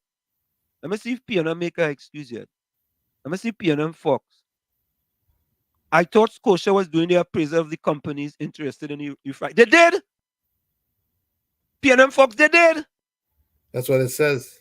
They did. And once the PNM get it, the PNM did say, all right, Scotia, good job, well done. How much are you charging me? Give me a little $5 million US now for all the hard work we do. And them brought to the UN, to the PNM, and the PNM brought to the people a company involved in corruption. That was involved in corruption. SEC, you know, Tommy. When you go to the SEC, that's serious thing, you know. Of course, it's serious securities and Exchange Commission. mm-hmm. That no joke thing. I know when we work at the exchange, Tommy, and we refer a company to the Security and Exchange Commission, it's serious thing. Serious. What will happen if the thing is not that serious? It goes stay with the New York Stock Exchange. Right? They're also listed on the Nigerian Stock Exchange and the Johannesburg Stock Exchange, right? Yep. If it wasn't serious, the two of them would say, well, you know what? This isn't really serious, you know. You don't need to go to the Security and Exchange Commission. They went there. They went there. Boy, PNM Fox and Patty, oh God, boy. Oh, no homework, boy. No homework, Patty. Yeah? Albert Montano, welcome. Tell me your friends and I'll tell you who you are. Shh. Wall Street, don't be disrespect. I don't speak religion, sir. All right, you find out that disrespect? All right. Yeah. The UNC going to be singing that like a road march. Yeah. Corruption. Corruption, and there's want to talk about all kind of things. Especially don't like to know or hear the truth. Yeah, they don't want to hear the truth. Yeah. Banman, Wall Street, can you imagine if Africans will get their fair share of TNT state resources? They said TNT budget is comparable to any state in the union. US, it will be proverbial. Patty says, my point is, don't sit there and act like all you're better than Trinidad. Tommy? Wait. Nobody is saying nobody better. All he says do the due diligence. That's all we saying. That's all we saying. Nobody ain't better than nobody. None of us. You gotta say what your position and post is in life. You're no better than nobody else. Yeah. Mm-hmm. Oh my God. Oh God. It's a Florida welcome. Good day, Mr. Ansel. Good day, Mr. Toby again, and everybody. So, Mr. Ansel, you see what the problem is? This girl called Patricia Reed. You know, give some information there, right? At least she could go and look it up. At least before she talk, go and look it up to see if I'm talking truth or if it's fiction. If you're playing a lawyer for your party, do your research and come and bring it for you. And this is the problem here, Mr. Anselm. They do not try to comprehend what you're saying and try to go and do their own personal research and look to see that if you're correct or you're not. You see, you're trying to speak for the benefit of the... Sorry, Mr. Anselm, go ahead. No, go ahead. No, you go ahead. You go ahead. All right. So you're trying to speak for the benefit of the country, but mostly you're trying to speak for the benefit of the people of that country to improve their lives. Because we on the outside here, and they will make all the comparison about America. You know why I know we just now there, Mr. Anselm? I get 10 piece of, I get 8 piece of chicken for $10 in KFC special today. Yeah. Yeah? Mm-hmm. Yeah. So the Patricia and them stay there and be like this. And at the end of the day, Mr. Anselm, all the information that you bring in and you trying to help them, educate them to make correct decision. I believe Patricia has no children. Because you cannot be an adult, a full-grown woman with children, and come in and saying remarks like that without being properly educated about the situation. Go and do your research. Show your kids an example. But if she really have kids and she moving like that, well, what future we have, Mr. Anselm? Look on listening. Yeah, man. I feel You see, critical thinking is not part of the modus operandi. Tommy, you are so correct, you know. You are so correct. And Tommy, Just anything that's lapped, or given out to us, we just lap it up. and just take it as face value. You know, Tommy, this is not the first corruption thing that we have brought to. Listen to this one. More scandal for Prime Minister Rowley in dealing with India business HAFED, Haryana State Cooperative Supply and Marketing Federation. HAFED has faced several corruption issues. A notable incident is the Rs 6 crore rice procurement scam that occurred in Haryana's Kaithal district. The Punjab and Haryana High Court ordered the HAFED managing director to take action against officials involved in the scam. The case involved allegations of misappropriation of paddy equivalent to over Rs 6 crore. This is a significant example of the challenges HAFED has faced regarding corruption within the organization. It's important to note that while this instance highlights issues within HAFED, it also reflects a broader challenge of corruption that has been a persistent issue in India. Transparency International's Corruption Perceptions Index has indicated that India remains one of the most corrupt countries in the world, which underscores the systemic nature of the problem. In addition, there have been other corruption cases involving HAFED. Here are a couple of notable instances. 1. Embezzlement in go-down construction. 6 officials from Haryana PWD and HAFED, along with a private contractor, were arrested by the State Vigilance Bureau for their involvement in an alleged embezzlement of Rs 2 crore.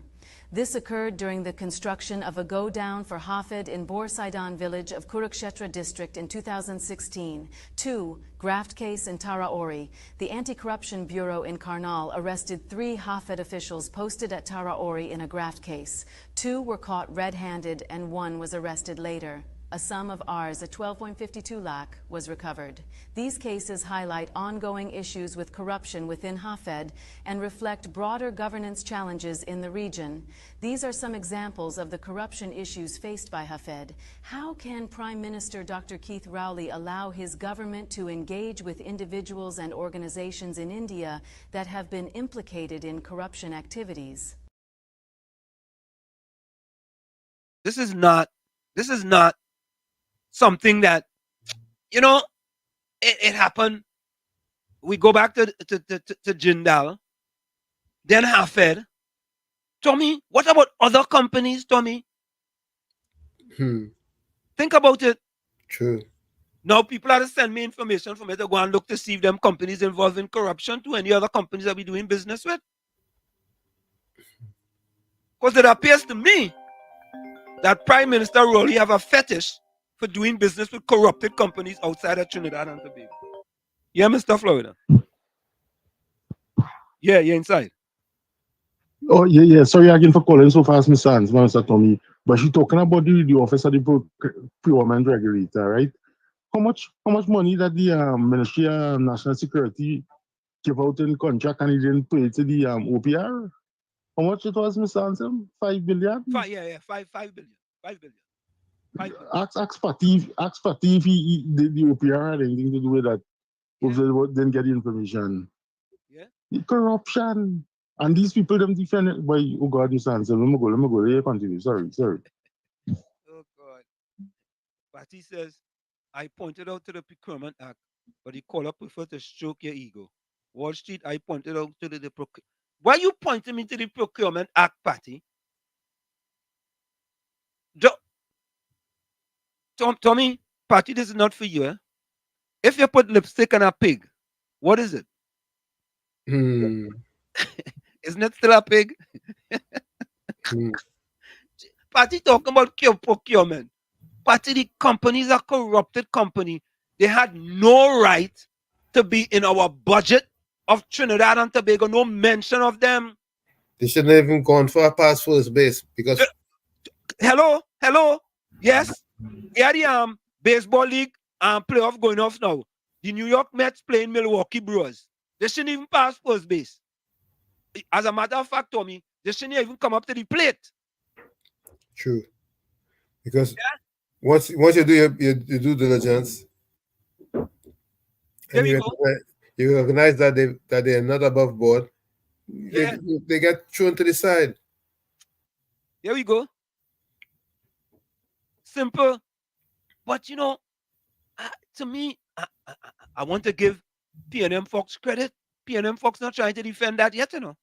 And Gordon Joseph, them ain't trying to defend that, Tommy.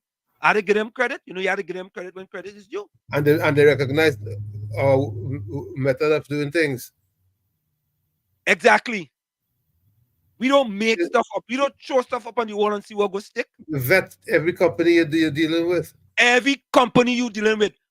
If you get a report from someone, vet the company yourselves.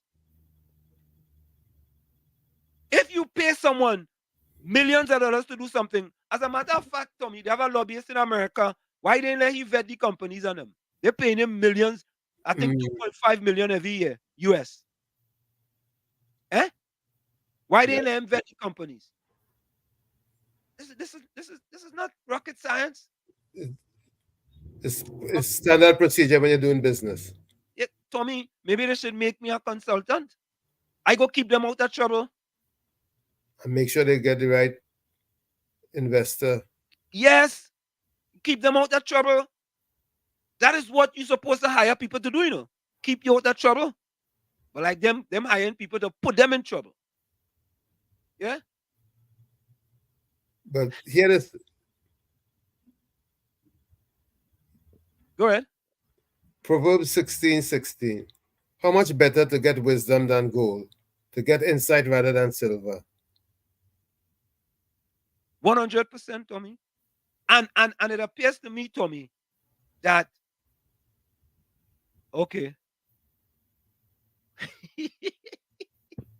Tommy, but you just said if you put glasses on a donkey, it's still not a donkey.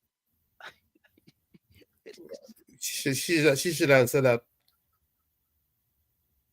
Oh God. Well, yes. Get up, boy. That PLM education, boy. Tommy, listen to the next panel. You're talking rubbish, Wall Street. Therefore, nobody could deal with UNC based on their corruption. You want to align now. Individuals, right?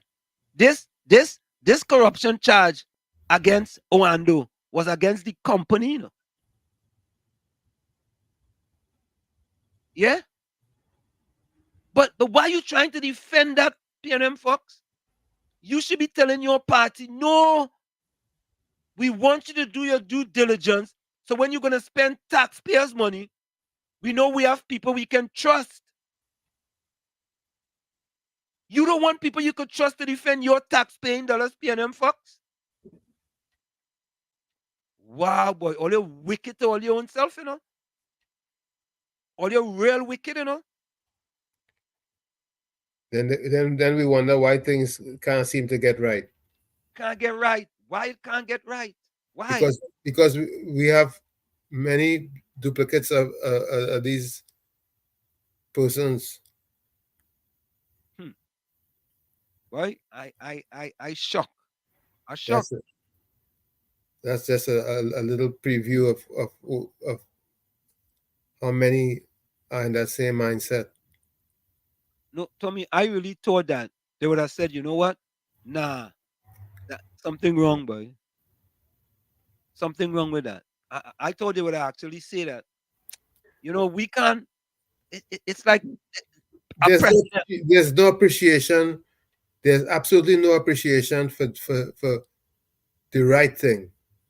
Okay, all right. Because there's still that feeling that you could do the right thing in a wrong manner and it will be okay. Or you could do the wrong thing in a right way. And it's okay. And it's okay.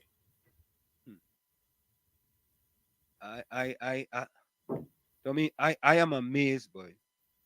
Don't be amazed. Don't be amazed. That even when you bring the information to them, they make excuses for the information. Don't be amazed. Never be amazed. Yeah, because when you bring facts, I mean, and you know, the thing about it is, Tommy, is this, right? They could fact check what we bring in. That's it. This is the era of fact checking. Yeah, but I want you all to listen to this. Since Patty bring up the OPR. Take a listen. OPR Tribunal suspends $15 million contract for Valsain Bridge. The award of a multi-million-dollar contract for the Ministry of Works and Transport's Valsain Avenue Bridge project to Marriage Hill General Contractors Company Limited has been suspended by the Tribunal of the Office of Procurement Regulations, OPR. On Wednesday, the OPR's hearing panel, comprising Sparkle Selman, David Charlery, and Joy Joseph Lara, upheld an application brought by Call Comapny Limited against the National Insurance Property Development Company Limited, NIPDEC, challenging the procurement process. Legal sources said this was the first suspension of an award of a government contract by the OPR since the new procurement legislation took effect earlier this year. On September 19th, Call Company, through its attorneys, asked the OPR to review the award of a contract for the Valsain Avenue Bridge reconstruction and associated works undertaken by the Ministry's Project Management Unit under the Program for Upgrading Roads Efficiency, PURE. NIPDEC awarded the contract to Marriage Hill earlier this month, but Call Company Limited is not convinced that the proper procurement procedure was followed. In June, NIPDEC invited tenders for the project and 9 companies submitted bids, but one did not submit valid compliance certificates. On September 9th, NIPDEC indicated that Marriage Hill had been awarded the contract for $15,118,140.88. Documents show that Call Co's bid was the second lowest at $13,213,752.75. Other unsuccessful bidders included Junior Sammy Contractors and Luchmeasing Transport Contractors Limited. NIPDEC indicated that Call Co failed the technical approach, methodology, and program of execution of works. It further stated that the firm provided generic information related to the key components of the works. Information regarding shoring, demolition of the existing bridge, construction of the abutment base and other area of the scope, such as installation of drainage layer behind abutment and retaining wall, structural backfill behind abutment and retaining wall, and erosion control measures was either vague or not mentioned, NIPDEC stated. While the minimum score for this category was 34 points, NIPDEC said Call Co scored 27.75, while Marriage Hill scored 90.5 points out of 100 in the technical/financial evaluation. In their complaint, Call Co is contending that the tender rules were not observed and NIPDEC did not properly, fairly, competently, and lawfully assess its technical bid. The firm further claims that NIPDEC's decision to fail them was not properly explained and or particularized, and its assessment of the company's technical approach is subjective, erroneous, unlawful, and not in keeping with the obligations expressed and or implied under the tender obligations. Call Company further claimed that NIPDEC did not reasonably seek clarification on the purported vagueness or anything being generic under Sector 33 of the Public Procurement Regulations. Mm-hmm. Tommy, Mm-hmm. the whole thing corrupt. Yep. The whole thing is corrupt. Rotten. It is rotten. It's smelling. It's smelling worse than the labas. Unbelievable. What is about that party? Eh? And P&M Fox and Gordon Joseph? Oh boy. Oh, what a tangle web we weave when we try to deceive. Sad. Yeah.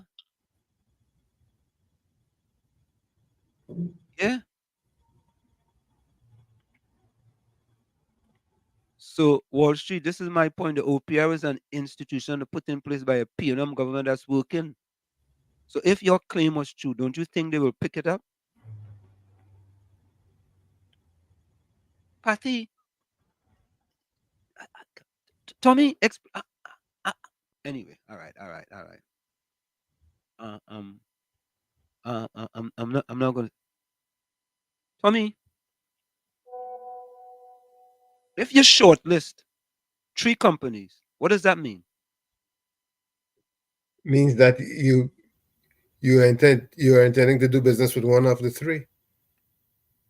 And you have already vetted the companies, right? That you've done your due diligence. You've done your due diligence. So what they're saying now, I'm asking a question now. All right, let's say they picked Owando Tommy. When they pick them are to go through the procurement process now? I'm asking because I don't know. We should be working backwards. Oh God. Which should be vetting. And is NIBDEC a private organization or a governmental organization? I think it's a quasi-state company. I think so. I'm not sure. Okay. So if it's a quasi-state company, can we still have? Someone can probably call and confirm or either put it in the chat to tell us what NIBDEC is. Tell us what NIBDEC is. Let me see something. Who is NIBDEC in Trinidad and Tobago? Who is NIBDEC? Who is NIP NIBDEC in Trinidad and Tobago? Who is NIBDEC? Oh no. Hold on. I mean, okay. NIBDEC, or National Insurance Property Development Company Limited, is a wholly owned subsidiary of the National Insurance Board of Trinidad and Tobago. They provide a range of services including project management, procurement management, facilities management, pharmaceutical services, and commercial services. NIBDEC is known for its role in property development and managing car parks across the country. I don't understand that. Maybe it's part of their procurement management. What it says is so by National Insurance? They are a wholly owned subsidiary of National Insurance Board of Trinidad and Tobago. National Insurance Board is a state-owned business, no? A state-owned entity. I will think is NIBTT. I ain't sure I know. I don't know. Maybe someone can tell us. National Insurance Board is who does the NIS. NIBDEC is a private board, a private company. That's what Caribbean Soul says? Yeah, but how it could be a private company? And they involve in government contracts and giving government contracts. I don't understand that one. All right. Caribbean Soul, they're a private company. Okay. All right, if you say they're private, then they're private. All right. So folks, we're gonna go for a quick station break. Don't forget, share the live WZYE 95.9 FM on Facebook and X. Subscribe. WZYE TV on YouTube. And don't forget, you can reach us here at 973-868-1444. That's 973-868-1444.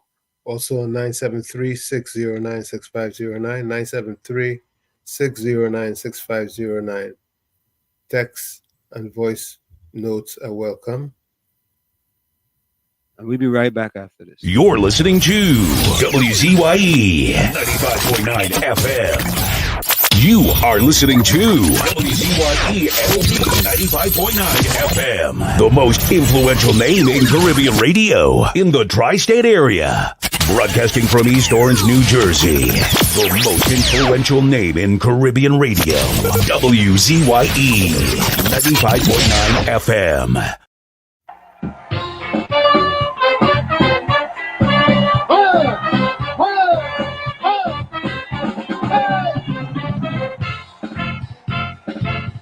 I refuse to sit down and turn my face in my country. So much I done Some nonsense taking place in the country.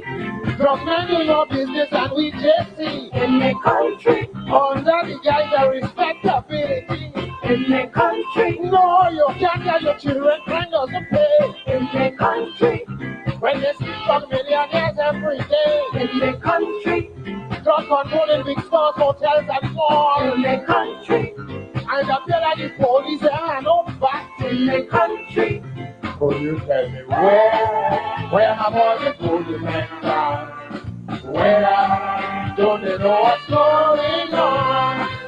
This country we love, and you know now where Father, send all your guidance and leadership. Help, Father, lend a hand, help, or send on a man, help, tell me who to trust, help, Father, please the one, help, help, help, help, help, help, help, help, help.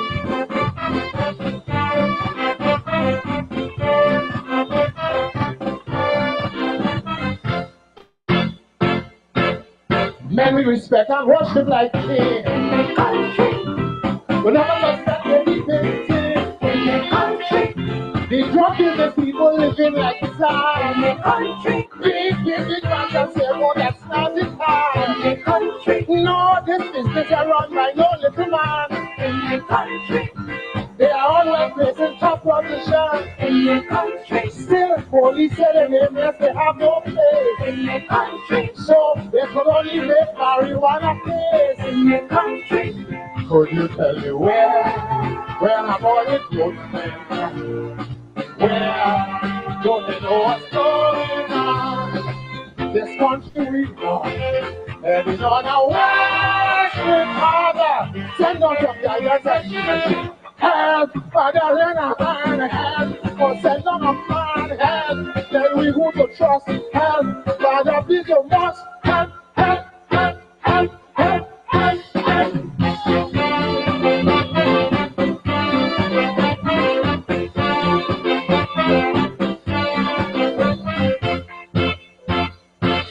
We have more drug business than barbecue in the country. Keepers and the law ain't telling them who in the country. They do moving in and out in the country. Drug money like you stealing people mouth in the country. If you go drug business, we coming first in the country.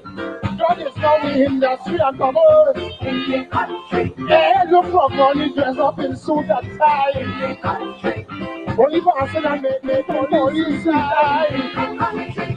Don't you tell me where have all the good men gone?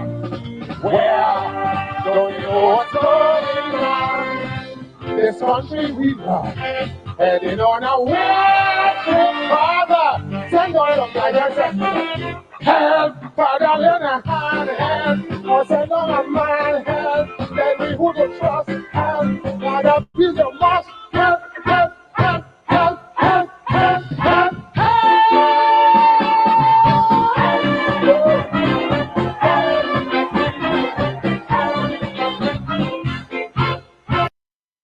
Yeah, Tommy boy. We're back with you. Mm-hmm. Need help. Help. Help. Send down a man.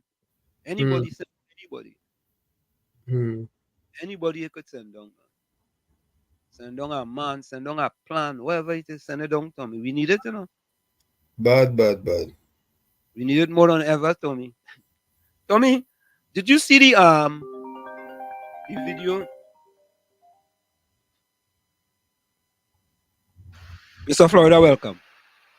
Hey, good night again, Mr. Hansen, Mr. Tommy. Hey, Mr. Hansen, you know the NIPDEC you're talking about, I think them just tender for the government, you know, with jobs and things. But you know who's part of NIPDEC? You who going and take Terrence in place. Oh, okay. Okay, so all right, Mr. Hansen, yeah, the Richards woman. Oh, okay. Yeah, she's part of NIPDEC. All right, look on listen, Mr. Hansen. Thanks a lot. Tommy, check this out. Good day, ladies and gentlemen. I am a farmer in Wallafield, having a lot of issues with predial larceny. Right? Body, piment on the next side. And you know what? I even have camera system. Because It's unbearable. But to my surprise, right? Look what I could see in my field. This person have to be stupid. You come in the thief and you leaving your driver's permit by me. The last crops line, I couldn't get any until I set up the system, right? Which costs a lot of money, right? For this fella, right? What your name good? Trinidad and Tobago. Thieving me.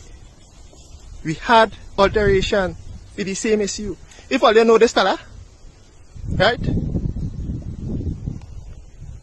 What your name good? This fella, tell him he gave us permit by me. So come and check it, and he had to pay for every lime, every pimento, every hot pepper, everything he thief from me. Right? Do that for me, please. Hmm. Hmm.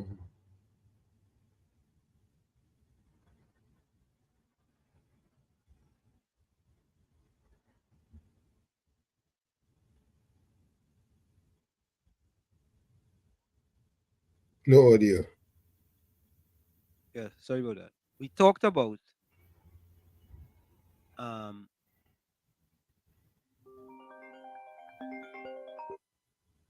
KFC, welcome.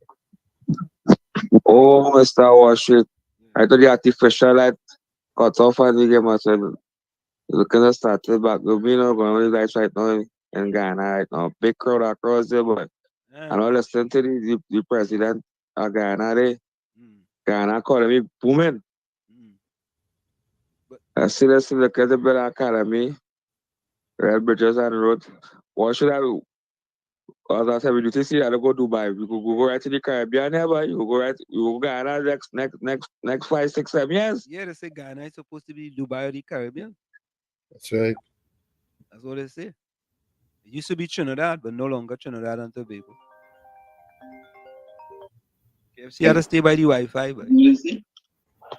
Like I cut off there by Wall Street, boy. Yeah, boy. If Ghana go do like with all that money saying Jesus fellow that like Bobby all that money across them, you have nothing to show for it. KFC, I know some people from Guyana, and one thing that I tell you that they see the money from all the oil trickling down to at least the roads and them in real good condition.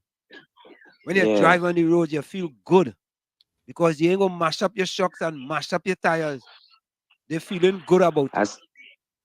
I see the bell wrong about what I drag while in the middle of the wrong about. Yeah, man. Oh, but what should in all that time, nothing more do with all that, what the government with all that money, but you are Uncle Tommy, boy. That's a good question. That's a great question. Well, in my time, I saw Nixon in power. I saw Carter in power. I saw Reagan in power. I saw Clinton in power. You want to know again? Or is that enough? Yeah, you see enough. But what shit? But in all that time, man, only nothing for the generation. All was running sparrows thing about all that, Gina, Diana, and all the squander all the money. Well, that too. And all the building, but all the squandering all the money and running from the country, going all over the place. I mean, none of them buying out all the land because land, the land was cheaper now. Real cheap. Mm-hmm. Real cheap. Very cheap. But the woman I rented from the landlord got mother-in-law.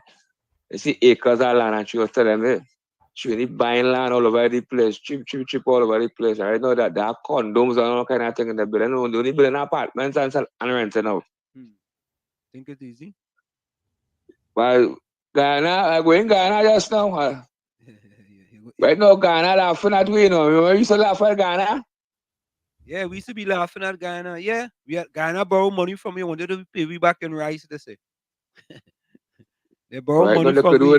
Right now you could do that rice right now, or shit. Yeah, correct is right. I know. I so understand. Yeah, man. Tommy, as you say, look here. Look at the cost of a house back in the day. 7,450. You see that? A 3-bedroom, bath, screen. What year is that? You know what? That's a good question, you know. What year you have on your boy? I don't look at it more closer. Caller, welcome. Hi, good evening to the panel inside and the panel outside. How are you all? We are excellent, caller. Excellent. Thank God for that. Well, I've been listening, but I love my cricket.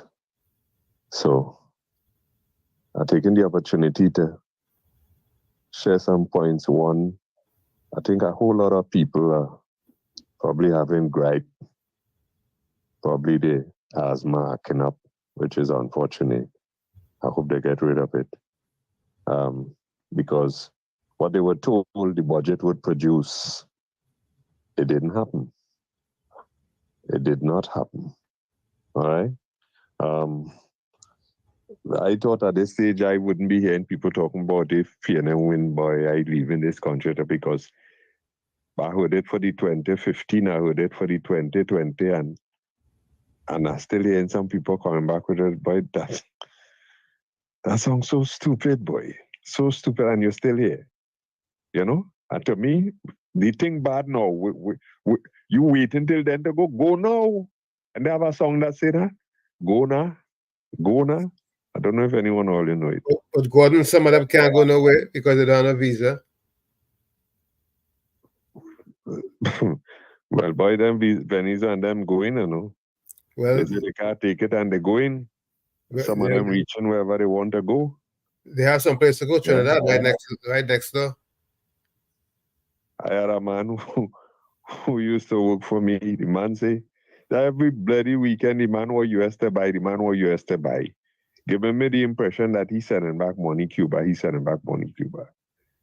Next thing the man gone, you know, I get to meet the man partner. You know the man tell me? Boy, the man pays somebody money underneath. He trying to reach America. So he had to go about 4 different places, you know. He had to go Panama, he had to Colombia, he had to go around Mexico. You know, they end up catching up with him. So all that money just waste. You understand? And send it tail back to Cuba. So do the right thing because it is the right thing to do. You know? The question was asked, how come so much black people below the poverty line, how come so much black people not affluent in business and so on? And I feeling uncomfortable to ask that kind of question, you know, because if I go a carnival fete now, I would not be asking, how come so much black people here, boy?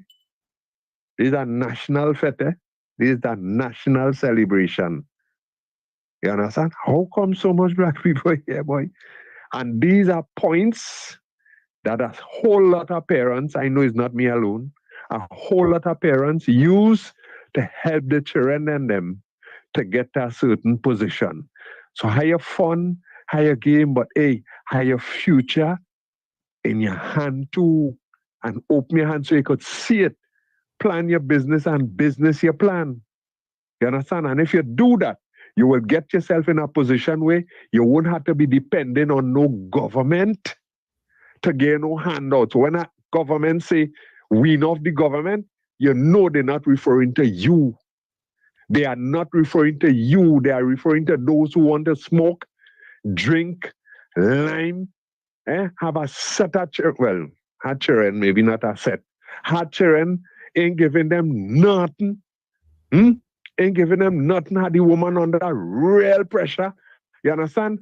And then had a friend and them saying, the government didn't care about you. The government didn't tell you because I call her nothing. They giving this one and they giving that one. But what about you? They ain't asking what you do with your life. They are not asking that. God is here to say, hey, those of you who are in a position where you have young children, you have little children, deal with them. Tell them that a good education is more than enough to help you get somewhere. Because without it, look where you could end up. Now, I know that a whole lot of people are in position where they have all kind of degrees and they're not getting work because unfortunately they went to the field that probably is not the field that is an opportunity for them now. But they could still do something because, listen, the stage we reach now, you have to have some kind of paper, some kind of passes to put 2 pieces of chicken and some fries in a box, That's where it reach, which is so stupid. But that's where it reach. So what that tells me, when you see they're ready to pick, when you see they're ready to choose, where do you think they will start? Where do you think they will start? They will start with Gordon, who had no drop out of school. No, they would not start there. They would not start there. So go and see what you could get. Get what you can and can what you get. And don't be looking at this one and looking at that one and trying to see, you know what I mean? If you could get somebody to beg for you, if you could get somebody to put in a word for you, get yourself in a position where you lift your value, whether it's by education or by skill. Lift your value, or even if you're going to sport. Because listen, the kind of money that Usain Bolt make, the kind of money Dwight York make, Brian Lara, well, not Lara so much because there's only no cricket have money in it, right? But you could get yourself in a position, and if you commit yourself to something and work at it, you could get beyond the level of average where that can be a good source of income for you. And you don't have to thief, you don't have to beg, and you don't have to scrunt. Yeah? That's my contribution. Think again. Thank you. Yep. Like you were saying, if they were to put 241 sporting facilities, or should I say 41? 41 recreation departments. Yep. They would be doing a lot to fight crime, plus develop the youths. Correct is right. Yep. Caller, welcome. Hey, good night again, Mr. Hanslem. I'm going to be quicker. Sorry for calling so much. But Mr. Hanslem, what Mr. Gordon is trying to say, Mr. Gordon, your mother kick you out and send you Venezuela as a child. So all what you saying is a certain nonsense. Mr. Gordon Joseph, you don't condemn people who flipping burgers and selling fries. I know people here in America here, and some of them is my good friends and their wife, who working in these fast food outlets, but they make sure they're educating the children and them with a minimum job. So don't condemn nobody who working in a fast food restaurant or wherever and wherever. You see, that is the mistake always make. You went to Venezuela as a child. Maduro deal with you, and you come back with the same nasty attitude like we do have. Oh God, man! All we look to uplift all the people, boy. So that is all African people could do in Trinidad and Tobago: sell fries and rub 2 pieces of chicken, boy. Always that disgrace to all the people, boy. I glad you's not my friend, boy. Look on listening.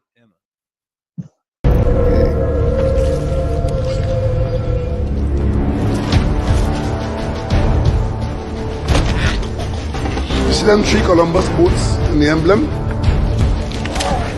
They will go.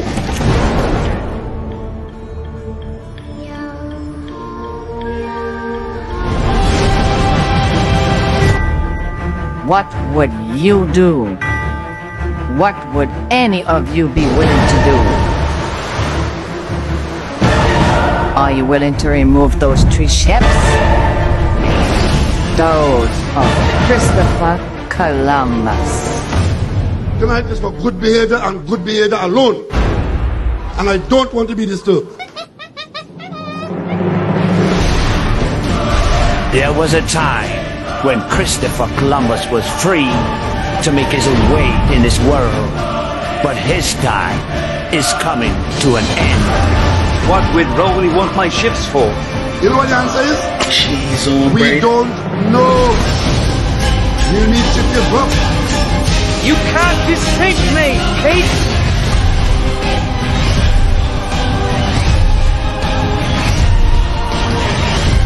We don't want more boats here. You is the Princess Margaret. If I wasn't, this would probably never work.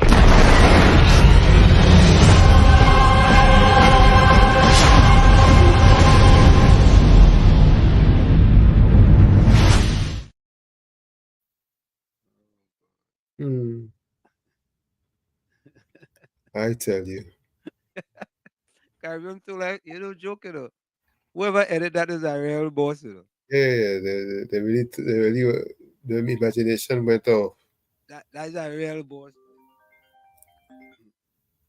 Caller, welcome. Yeah, thank you. The record would show that I have come on this program and other programs and encourage people to work once it is legitimate work. Don't sell no drugs. Don't do those things. Work. Whether you're selling bottled water, washing cars, is legitimate work. But don't settle for that. Let that be like your base. Let that be like, okay, this is where I start, but you're trying to see what you could do. I have a good brethren. It was real tough on him. He used to be sharing with me, right? Because the work he doing, and sometimes he had to do night shift, and then he had to go and study. Today, the man is a bloody lawyer. He's a lawyer. So I always try to promote, especially knowing my past. And that's why my children didn't pass where I passed. Now, look at that beautiful contribution I make there, where that the powers that be, when they're ready to choose, there's somebody there with 3 passes, there's somebody there without any pass, to put 2 pieces of chicken and some fries in a box. Which one they're choosing? They're taking the one with the passes. I try to make that point. I don't know what went through this man's head, that he totally misconstrued the whole thing. He inside the Red House and miss it with a stone. Oh God, I never say anything about black people can't be doing those things or can't sell barbecue. I never talk about that. The point I was making is, listen, when they're ready to pick somebody in for employment, they will be starting at a certain point. You try and position yourself so that when they're ready to pick, you might be the first choice because of what you have behind your name. So while the chance is there, make use of it, study, or try and develop a skill. That is the point I was making. Oh gosh, boy. I want to burn that book, boy. Do tuishness? Gosh, boy, I go on. Thank you. Thank you.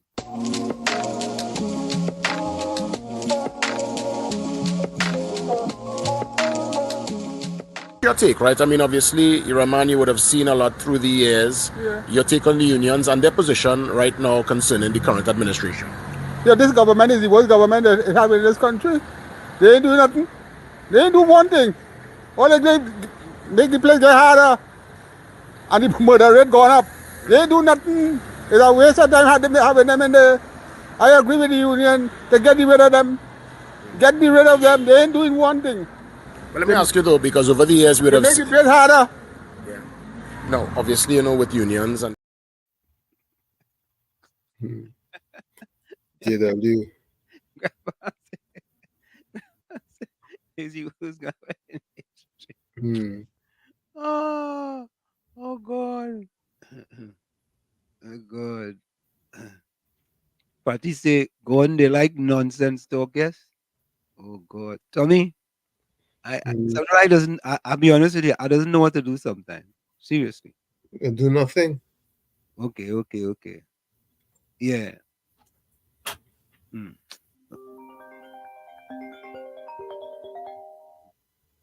Caller, welcome. Yeah, Professor Wall Street, New York here again. Did you get the answer on NIPDEC and NIB? Because I'm kind of behind schedule with the watching. Somebody said, I heard somebody say it was a private company. That is not true. okay. I don't know if you have the answer, but the NIB, the National Insurance Board, is a social security institution which is formed under the Statutory Boards Act. And it's a little bit of a semi-quiz. I think Uncle Tommy had it correct. It's a semi-quasi-governmental agency because it's tripartite, meaning that the government of Trinidad and Tobago controls the board because they have the chairman and they have, I think, 3 or 4 board of directors. Labor has 3 board of directors, and the private institutions, or the employers have 3, but it's statutory, meaning that it's kind of like I don't know, service commission or whatever, but it has a separate act. It's under the NIB Act.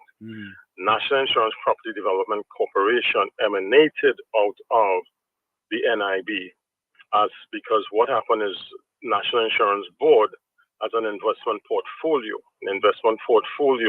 Unlike the U.S. Social Security system, the National Insurance Act, you in order to pay the beneficiaries, those who have disability, survivors, retirement, the act allows for the contributions.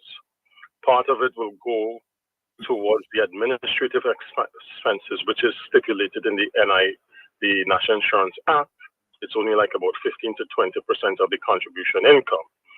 However, in the past, because there was not a lot of people who were retired, it's kind of like when the Social Security system first came into being, you had more people contributing to the national insurance that was actually retiring.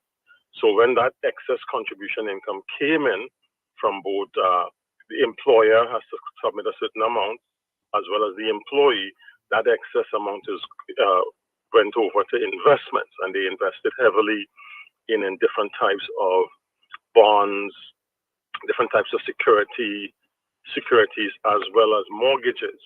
So how NIPDEP came into being or into fruition as a subsidiary of National Insurance Board was that they needed to do a lot of property development and property maintenance, because during the 80s, when we had the fallout with the economy, when oil prices went to $9, a lot of the National Insurance it was kind of like a Freddie Mac, Fannie Mae.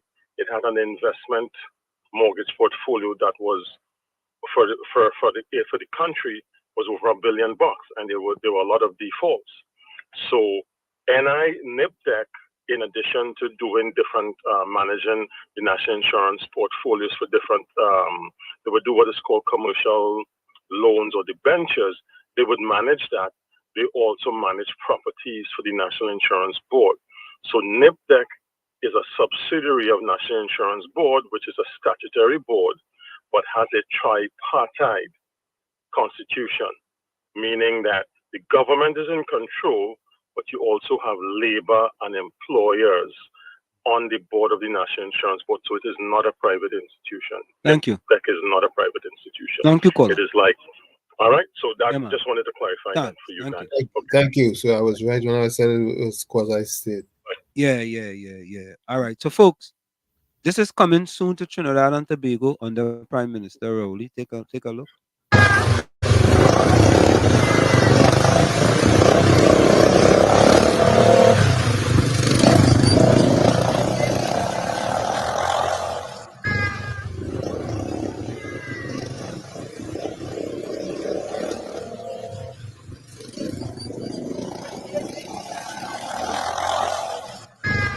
Tommy, but that's genius, you know.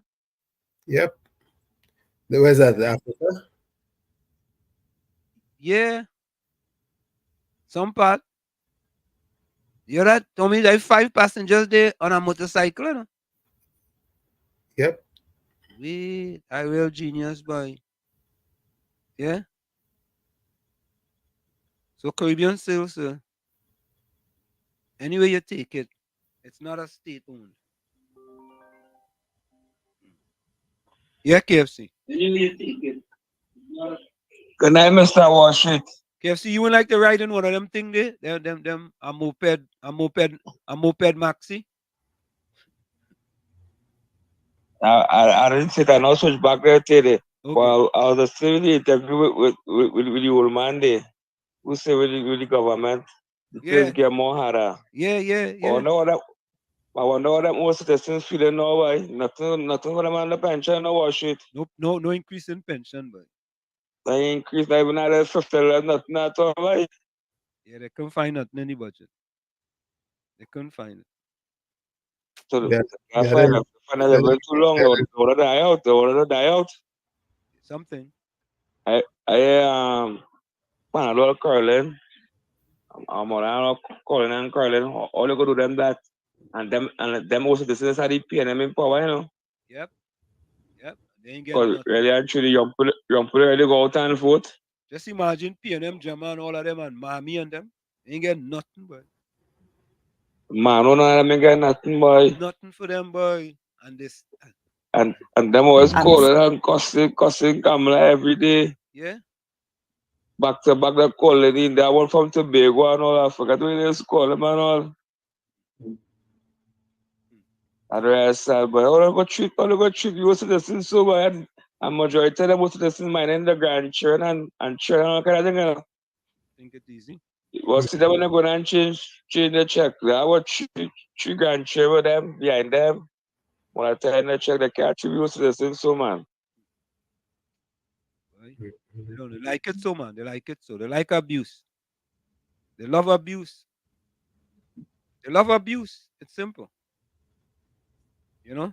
Tommy, here's where the government gonna spend $56 million. But there's an online petition to stop it. Take a listen to this. Online petition to halt $56 million zoo expansion nears. All right, let me take this call here.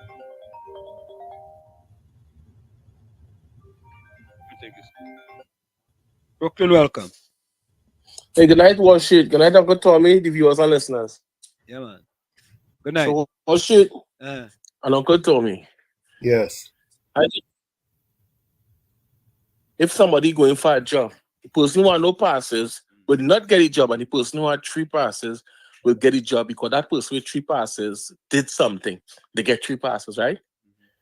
Wall Street.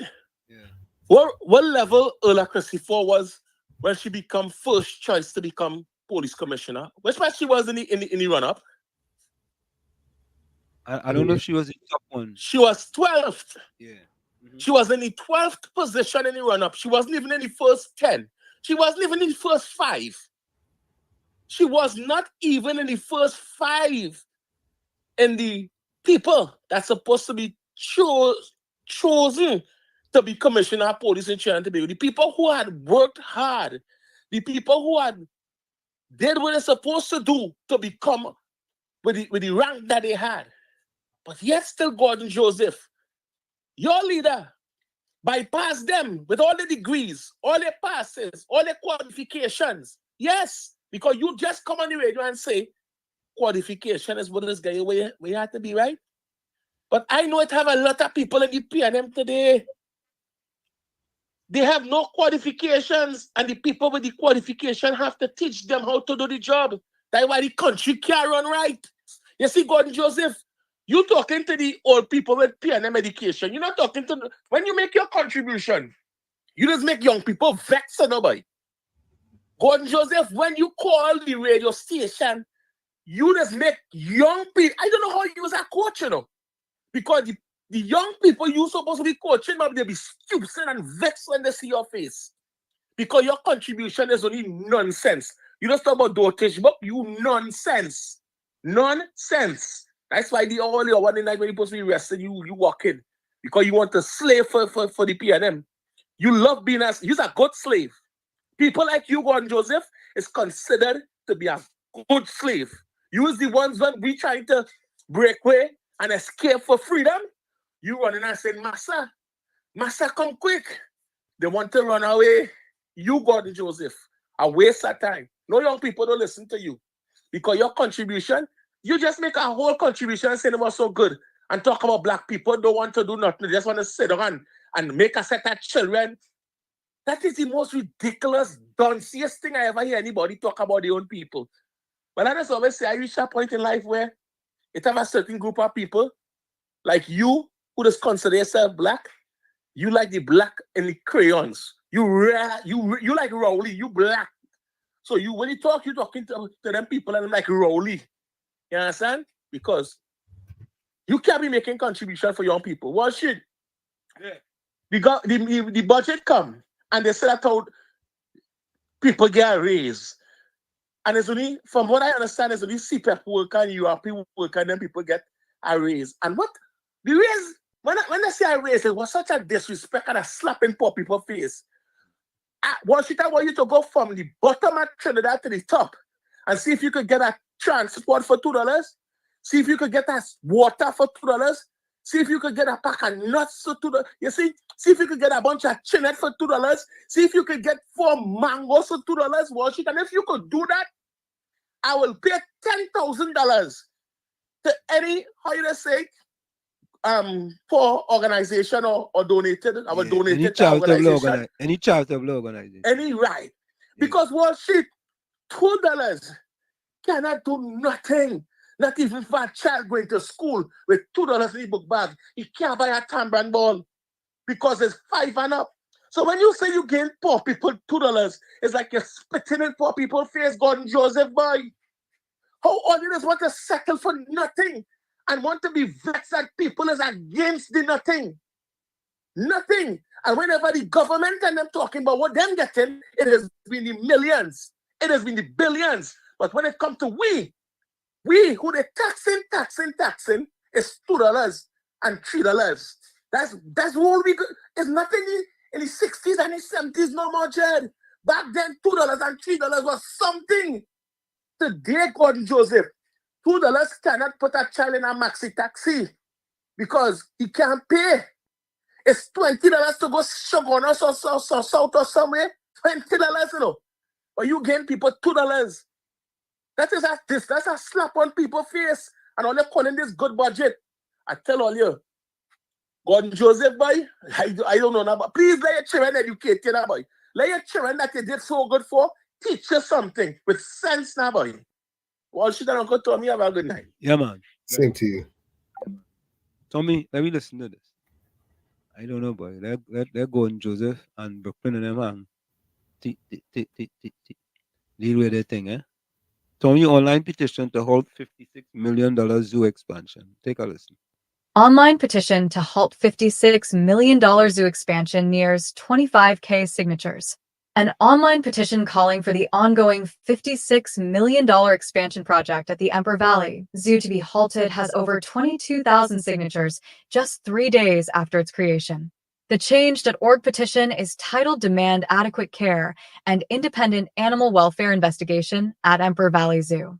TT citizen Sarana Ramlikin organized it in collaboration with Project Impossible, a nonprofit organization, NGO, that rescues abandoned dogs. The description says concerned citizens of TT are currently deeply distressed by the conflicting reports surrounding the recent passing of Kangaroo Jack at Emperor Valley Zoo.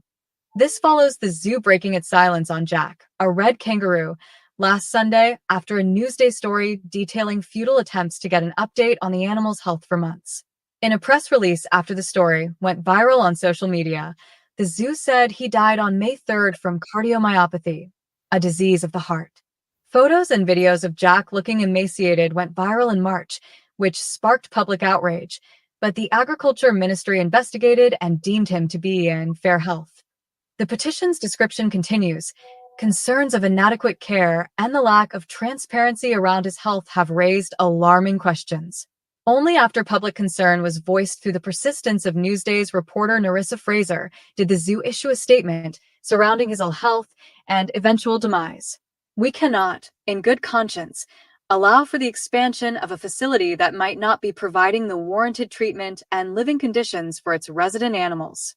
We, therefore, call on the relevant authorities to halt the planned expansion of the zoo's entertainment facilities until an independent investigation is conducted. It says the investigation is meant to ensure the zoo is meeting its obligations under the Animals, Diseases, and Importation Amendment Act 2020 to establish standards for animal welfare. In May, Newsday broke the story that the budget for the expansion project is $56 excluding VAT. Proposed upgrades to the facility, all for visitors, not the animals, were first announced in 2019. These include a cinema, ice cream parlor, Cutter's Bar, restaurant, exhibition center, conference/meeting rooms, offices, an information center, shops, kiosks, an amphitheater, and a play area for children. $5. I mean, making the rich richer, boy. Yep.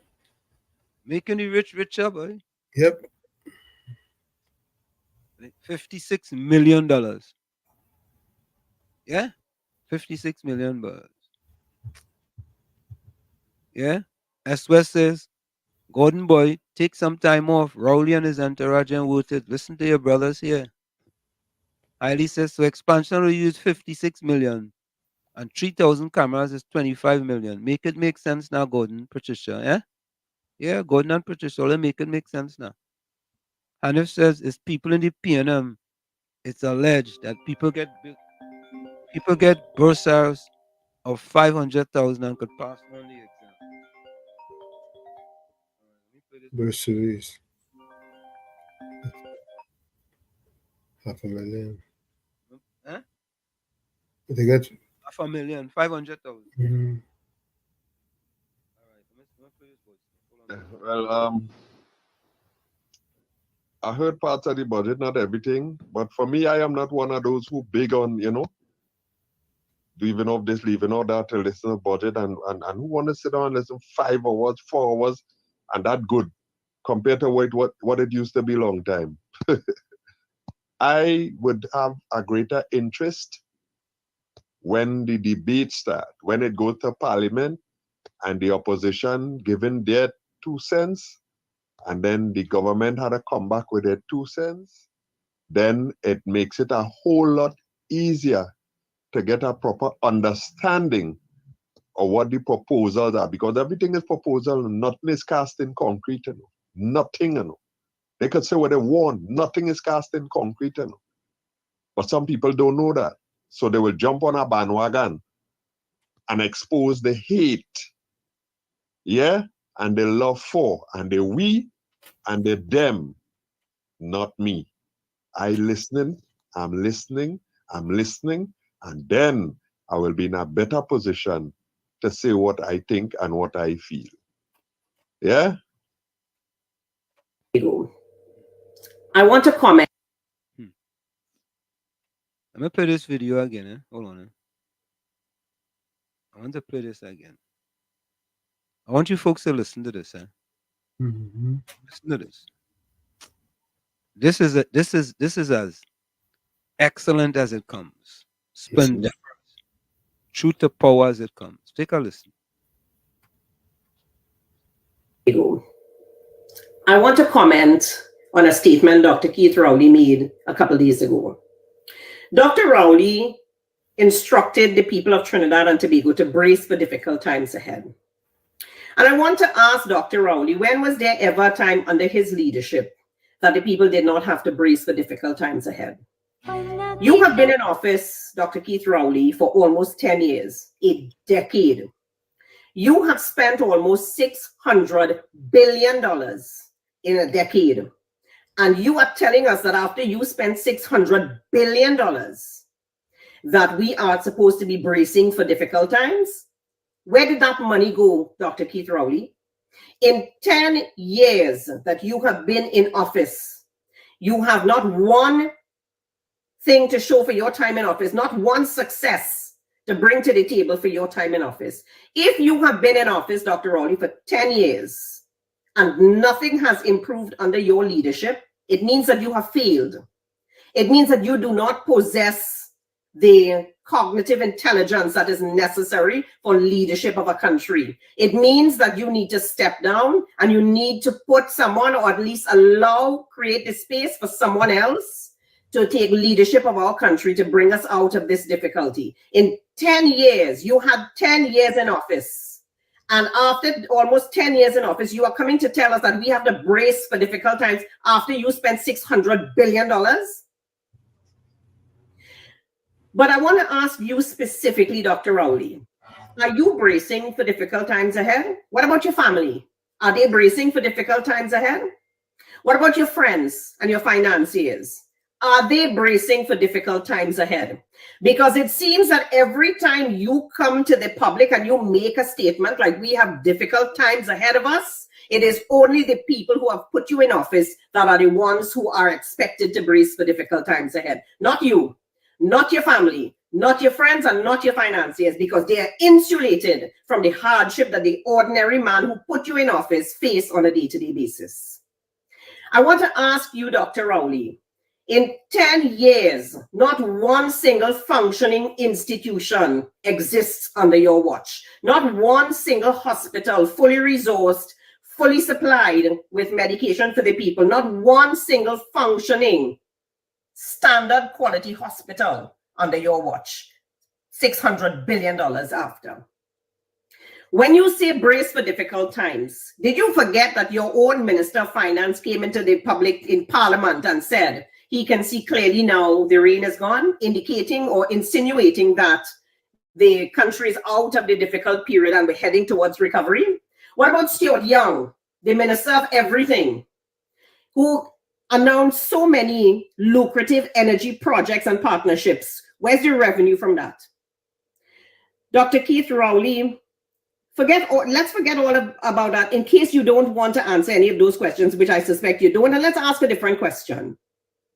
Let's not even talk about the entire population of Trinidad and Tobago. Let's talk about your supporters.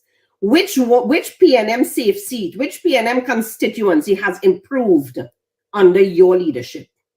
Which PNM constituency has infrastructural changes and upgrades that provides a better quality of life for them under your leadership?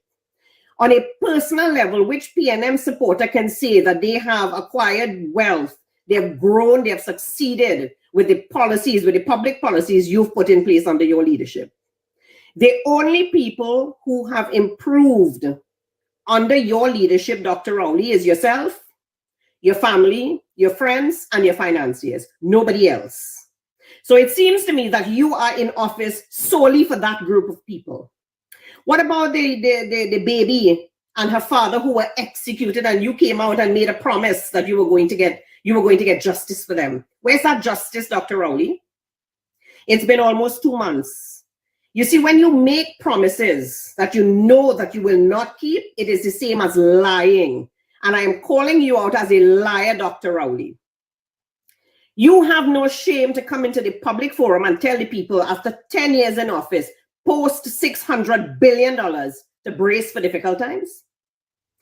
And you know, it surprises me that even those who are extremely loyal to you are not infuriated by the fact that you are not the one bracing for difficult times. Your family is not bracing for difficult times. Your friends and your financiers are not bracing for difficult times. But the people who trusted you with their vote, who put you in office, who elected you, and who made you the Prime Minister of Trinidad and Tobago are the ones who have to brace for difficult times, Dr. Rowley. Trinidad and Tobago, at some point in time, we have to come to realize, despite which party we support, we have to come to realize that it is okay to exercise your democratic rights and to choose and to vote for those that you like and that you think will bring you value. But when that value is not brought to you, and when you are not feeling that on a very tangible level, and when the quality of life that you want for your children is not happening, it's not being brought to the table by the politicians, it's not existing, and the quality of life becomes significantly worse than when these politicians were installed into office by your vote, it is time to take the bull by the horn, and it is time to say, you made a mistake. The vote that you placed was ill-placed, and it is time to place that vote in the hands of someone else, in the hands of another party that will take that vote, that trust that you place in them seriously, will understand that it is either we all succeed or we all fail. We're in it together. It is not a pyramid structure where we have elite leaders at the top and we have commoners at the bottom. It has to be a flat, transformational leadership style where we win as a team, we win as a people, and we fail together as a people if we have to fail. But I am almost certain that if we approach this from a very flat leadership style and we win together, that we are all going to win. And that the people who you put in office, who are charged with the responsibility to ensure that there's a future for you and there's a future for your children, those people will take that mandate seriously and they will understand that failure is not an option. Instead of us protecting the failures that we put in office at the risk of a future for our children of Trinidad and Tobago. Okay. Yeah, Tommy boy. Yes. Ah. Don't say nothing. No, that's nothing. You've said enough. You've done enough. Yeah, PNM Fox's Suzette Lowe is another Kezel Jackson. Wow. As she speaks about hospital, Central Block in Port of Spain come back on this budget. I thought Central Block was completed. Robert Nesbitt says, amazing how Trinidadians like people who talk well, but at the same time it's foolishness. I was impressed with addiction, but Kamala would have done worse. Would have done worse. Heidi says, according to Gordon, Patricia, and George, Rowley doesn't have to do nothing for the country or its citizens. But if Kamala do for her voters, all you vex at George because Kamala didn't do anything for you. Folks, put your closing comments. Put your closing comments in the chat. Put your closing quotes and closing comments in the chat. You could also send your voice notes. Put your closing quotes and comments in the chat. You can also send your voice notes. And folks, when you're sending voice notes, when you're sending closing voice notes, please make your voice notes 2 minutes or shorter, okay? Because we can't be playing 5 minutes voice notes at the end of the program.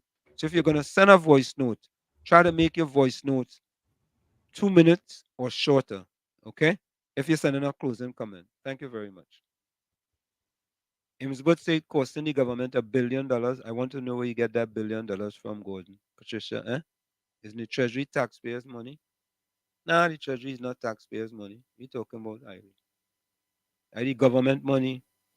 They could spend that as they please.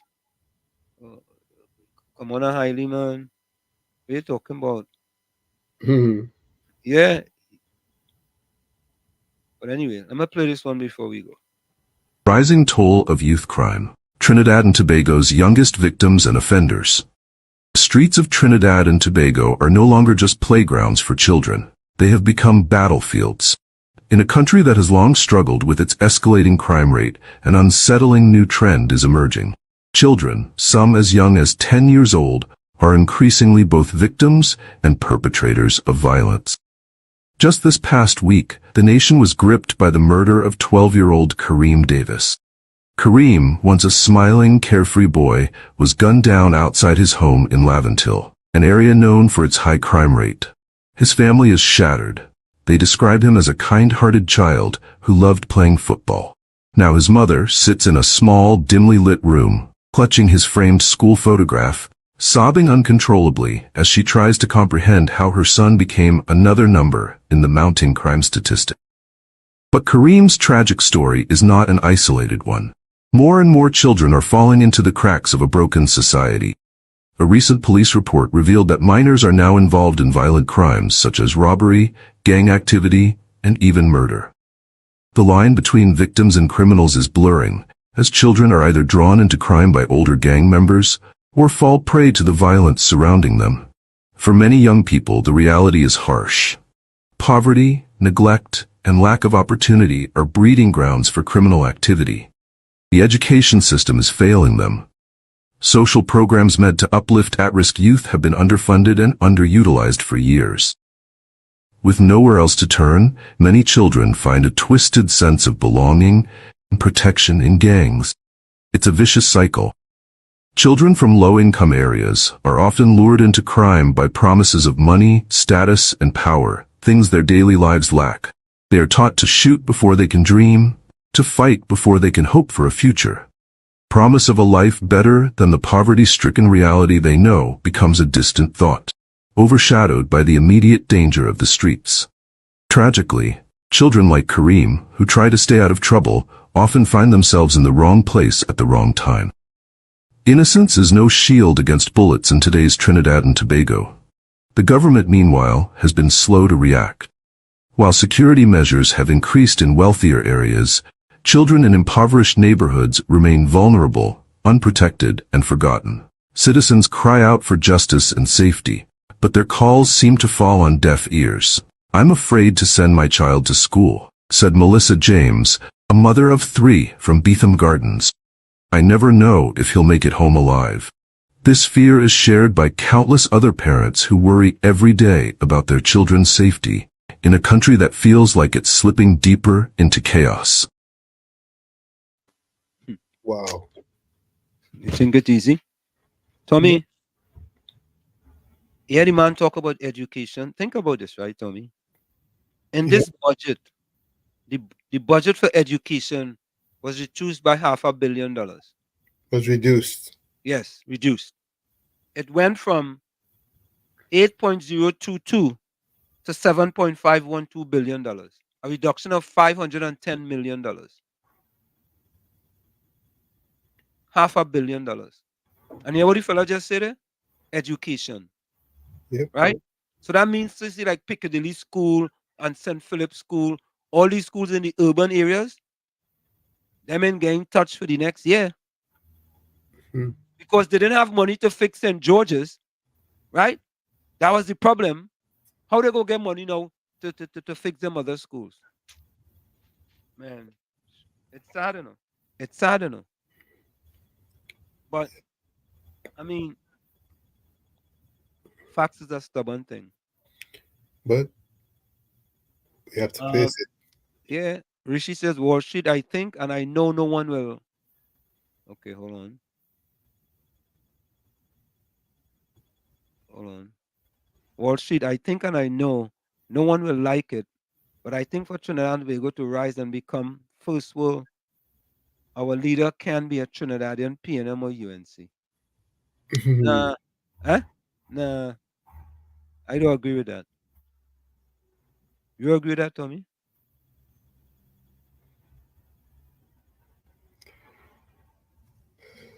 We need transformational leaders. Yeah. I think we are transformational. I think we could find transformational leaders in Trinidad. Too many transactional. Too many transactions. I agree with you. I agree with you 100%. Let me take this voice note here before we go for the break, and then we close. Good night, Brother Wall Street and Mr. Tommy. Good night to you all. And to the video, play again there. Now, the people of Trinidad and Tobago, I have confidence in them. I have confidence in my country. Dr. Rowley, them just read the last budget. All what they give to the people is going to say thanks.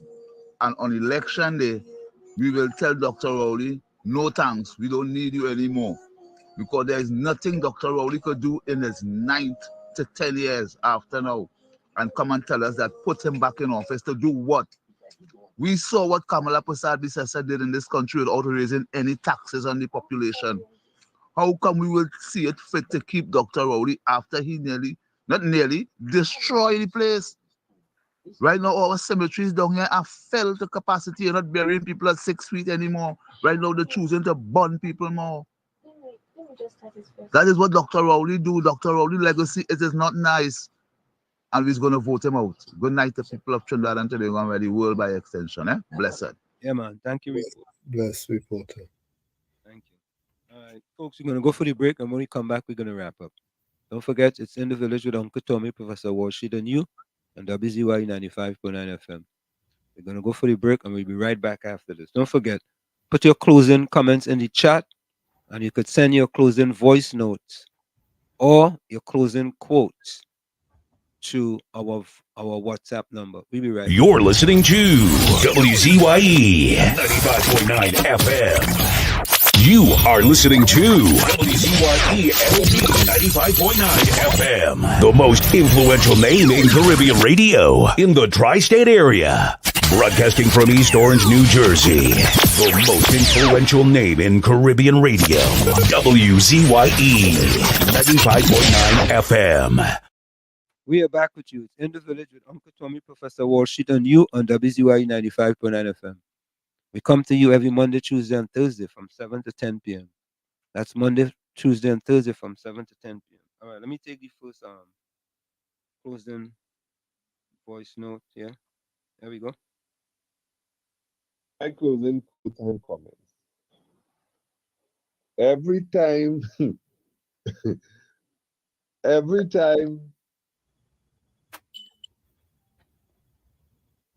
Yeah, KFC. Yeah, Mr. Washington Uncle Tim, have a blessed night until we Thursday. Thursday.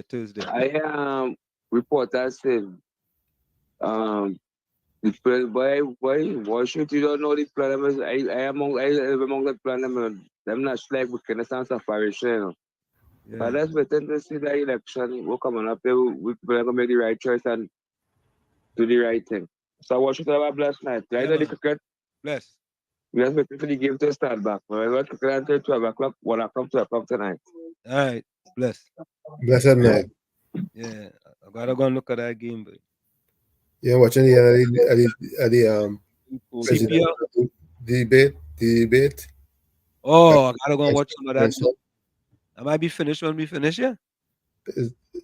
We'll have half hour left because it's 90 minutes from 9 o'clock. Okay, all right. Let me play this voice note here. We want to get out of here quick. Every time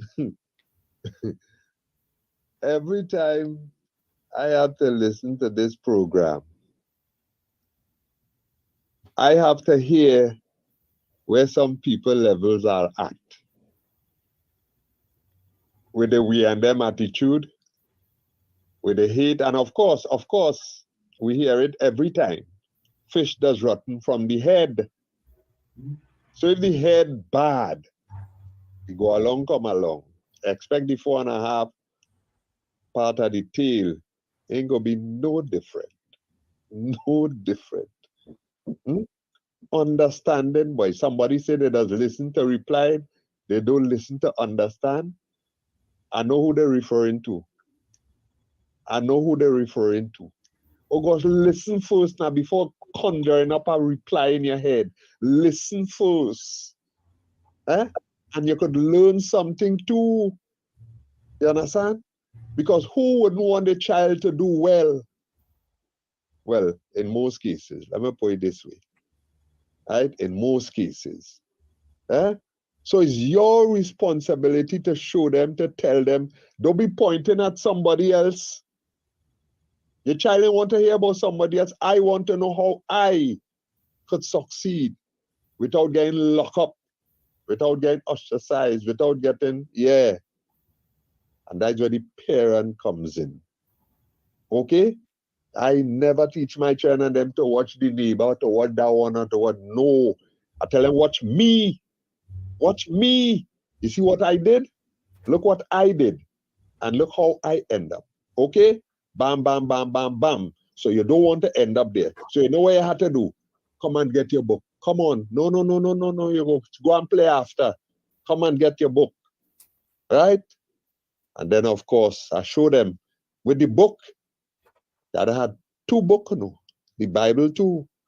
You understand? Because that is the one that bring me back. That is the one that bring me back when it show me how, what, when, the love of God, what it could do. So you have to prepare for this physical life, but you also have to prepare for your spiritual life. Okay? So all the listeners, I know there are some of you out there who understand fully well, just like I would have the fully, I ain't going down there. Right? But everybody and their brother know what I'm talking about. Folks, have a good night. God is the boss. Okay. Get this other one here. Good night. Good night, Mr. Anselm. Good night, Mr. Tommy. Blessings to you guys. Blessings to your family. Blessings to all the callers, everybody in live, everybody Texas, all the voice noters. Blessings to you guys and your family. So, Mr. Anselm, you see, the thing about it, all the gorgeous is talking about everybody just selling chicken. But these young people and them who working in these fast food outlets, they pay their rent, and rent is very high, in Trinidad. So where they get any money to go back to school when they're working and they have to pay this high rent? And this government giving any one of them an opportunity to own a house? They're building housing development and breaking it down. So how these people have be able to elevate themselves? So you see, is an oxymoron. You see, God use for them talking about in the past. 20 years ago, you could have worked in a chicken place and then you could promote yourself because you didn't have to be paying all these high prices. Gas going up for much time. Cost of living going up. You like it, so. All right. Yeah. Let me give my closing quote.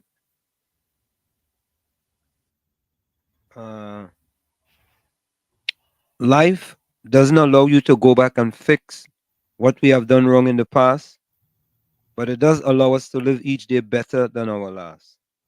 From where I sit, this is it. The clock on the wall said that's all I like to say, but I've got to go. Remember, hard work beats talent when talent does not work hard. And for every 60 seconds of anger, you lose 1 minute of happiness. Remember, your circumstances may determine who you are, but you are responsible for who you become. Thank you. Go ahead, Tommy. When there is harmony between the mind, heart, and resolution, then nothing is impossible. Like I always say, you, Mr. in the mirror, you have to become that change that you want to see. However, when you look in that mirror, if you don't like what you see, do not blame the mirror. Never look down on a person unless you're giving them a hand up. Never look down on a person unless you're giving them a hand up. Like I always say, be safe out there. We'll see you on our next show, which is going to be Thursday, God willing, same time. Till then, love you all. Stay strong. Thank you, Tommy. Closing comment by Fox. Kazelle Jackson made video when she was in love with Watson Duke. After the scandal, she lost support. Good luck, Suzette Lowe. Man, make a closing comment. Rishi says we need like an independent leader, no PNM and UNC to take sides or race. It needs to be a completely different race, and Trinidad and Tobago rise above all will become first world. Rishi, in the real world, during the next general election, we have two choices. It's either PNM or UNC. Plain talk, bad manners. Closing comment. What does a tender evaluation committee do? Evaluation committee rules evaluate the bids using the criteria stated in the solicitation document, prepare evaluation report, recommend in the report which bidder should be awarded a contract, maintain confidentiality throughout the process. Okay. No due diligence. To see if the company that you're dealing with is credible. Nah, Tommy, you don't need that. Forget about that. You know, Tommy. Anyway, Gordon says, if you are dreaming, don't wake up. Okay. Rishi, I agree. God is the life changer. No God forget prosperity. Mm-hmm. Caribbean Soul say UNC had a vision of building schools to ease up the burden in taxi fees and community safety. You know what it's like to be educated in an area and work in that area. That's a vision. Yeah, that's a good thing.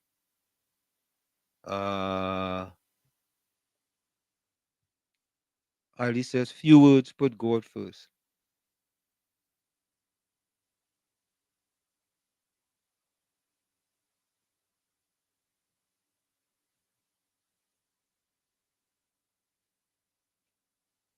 Oh boy. Yeah, boy. All right, this is the last one. Right now in Trinidad is who have more power, who raise better, who more rich from top to bottom. Trinidad can't fix it. Or they are not here to understand or see in from in-house. Folks, we out of here. See you guys on Thursday. All right. Later. We just can't go on this way. Okay, cool. All right.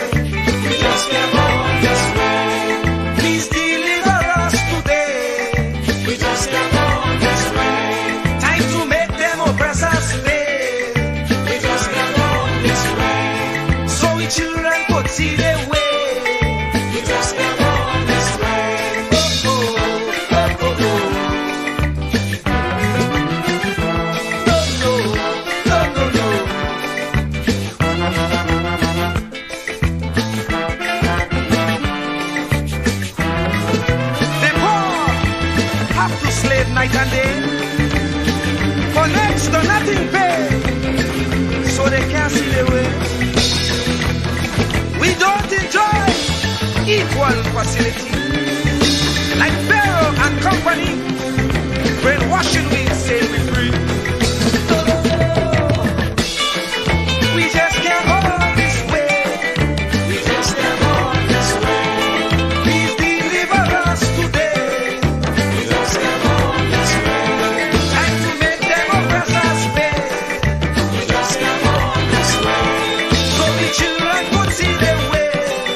We just can't go this way.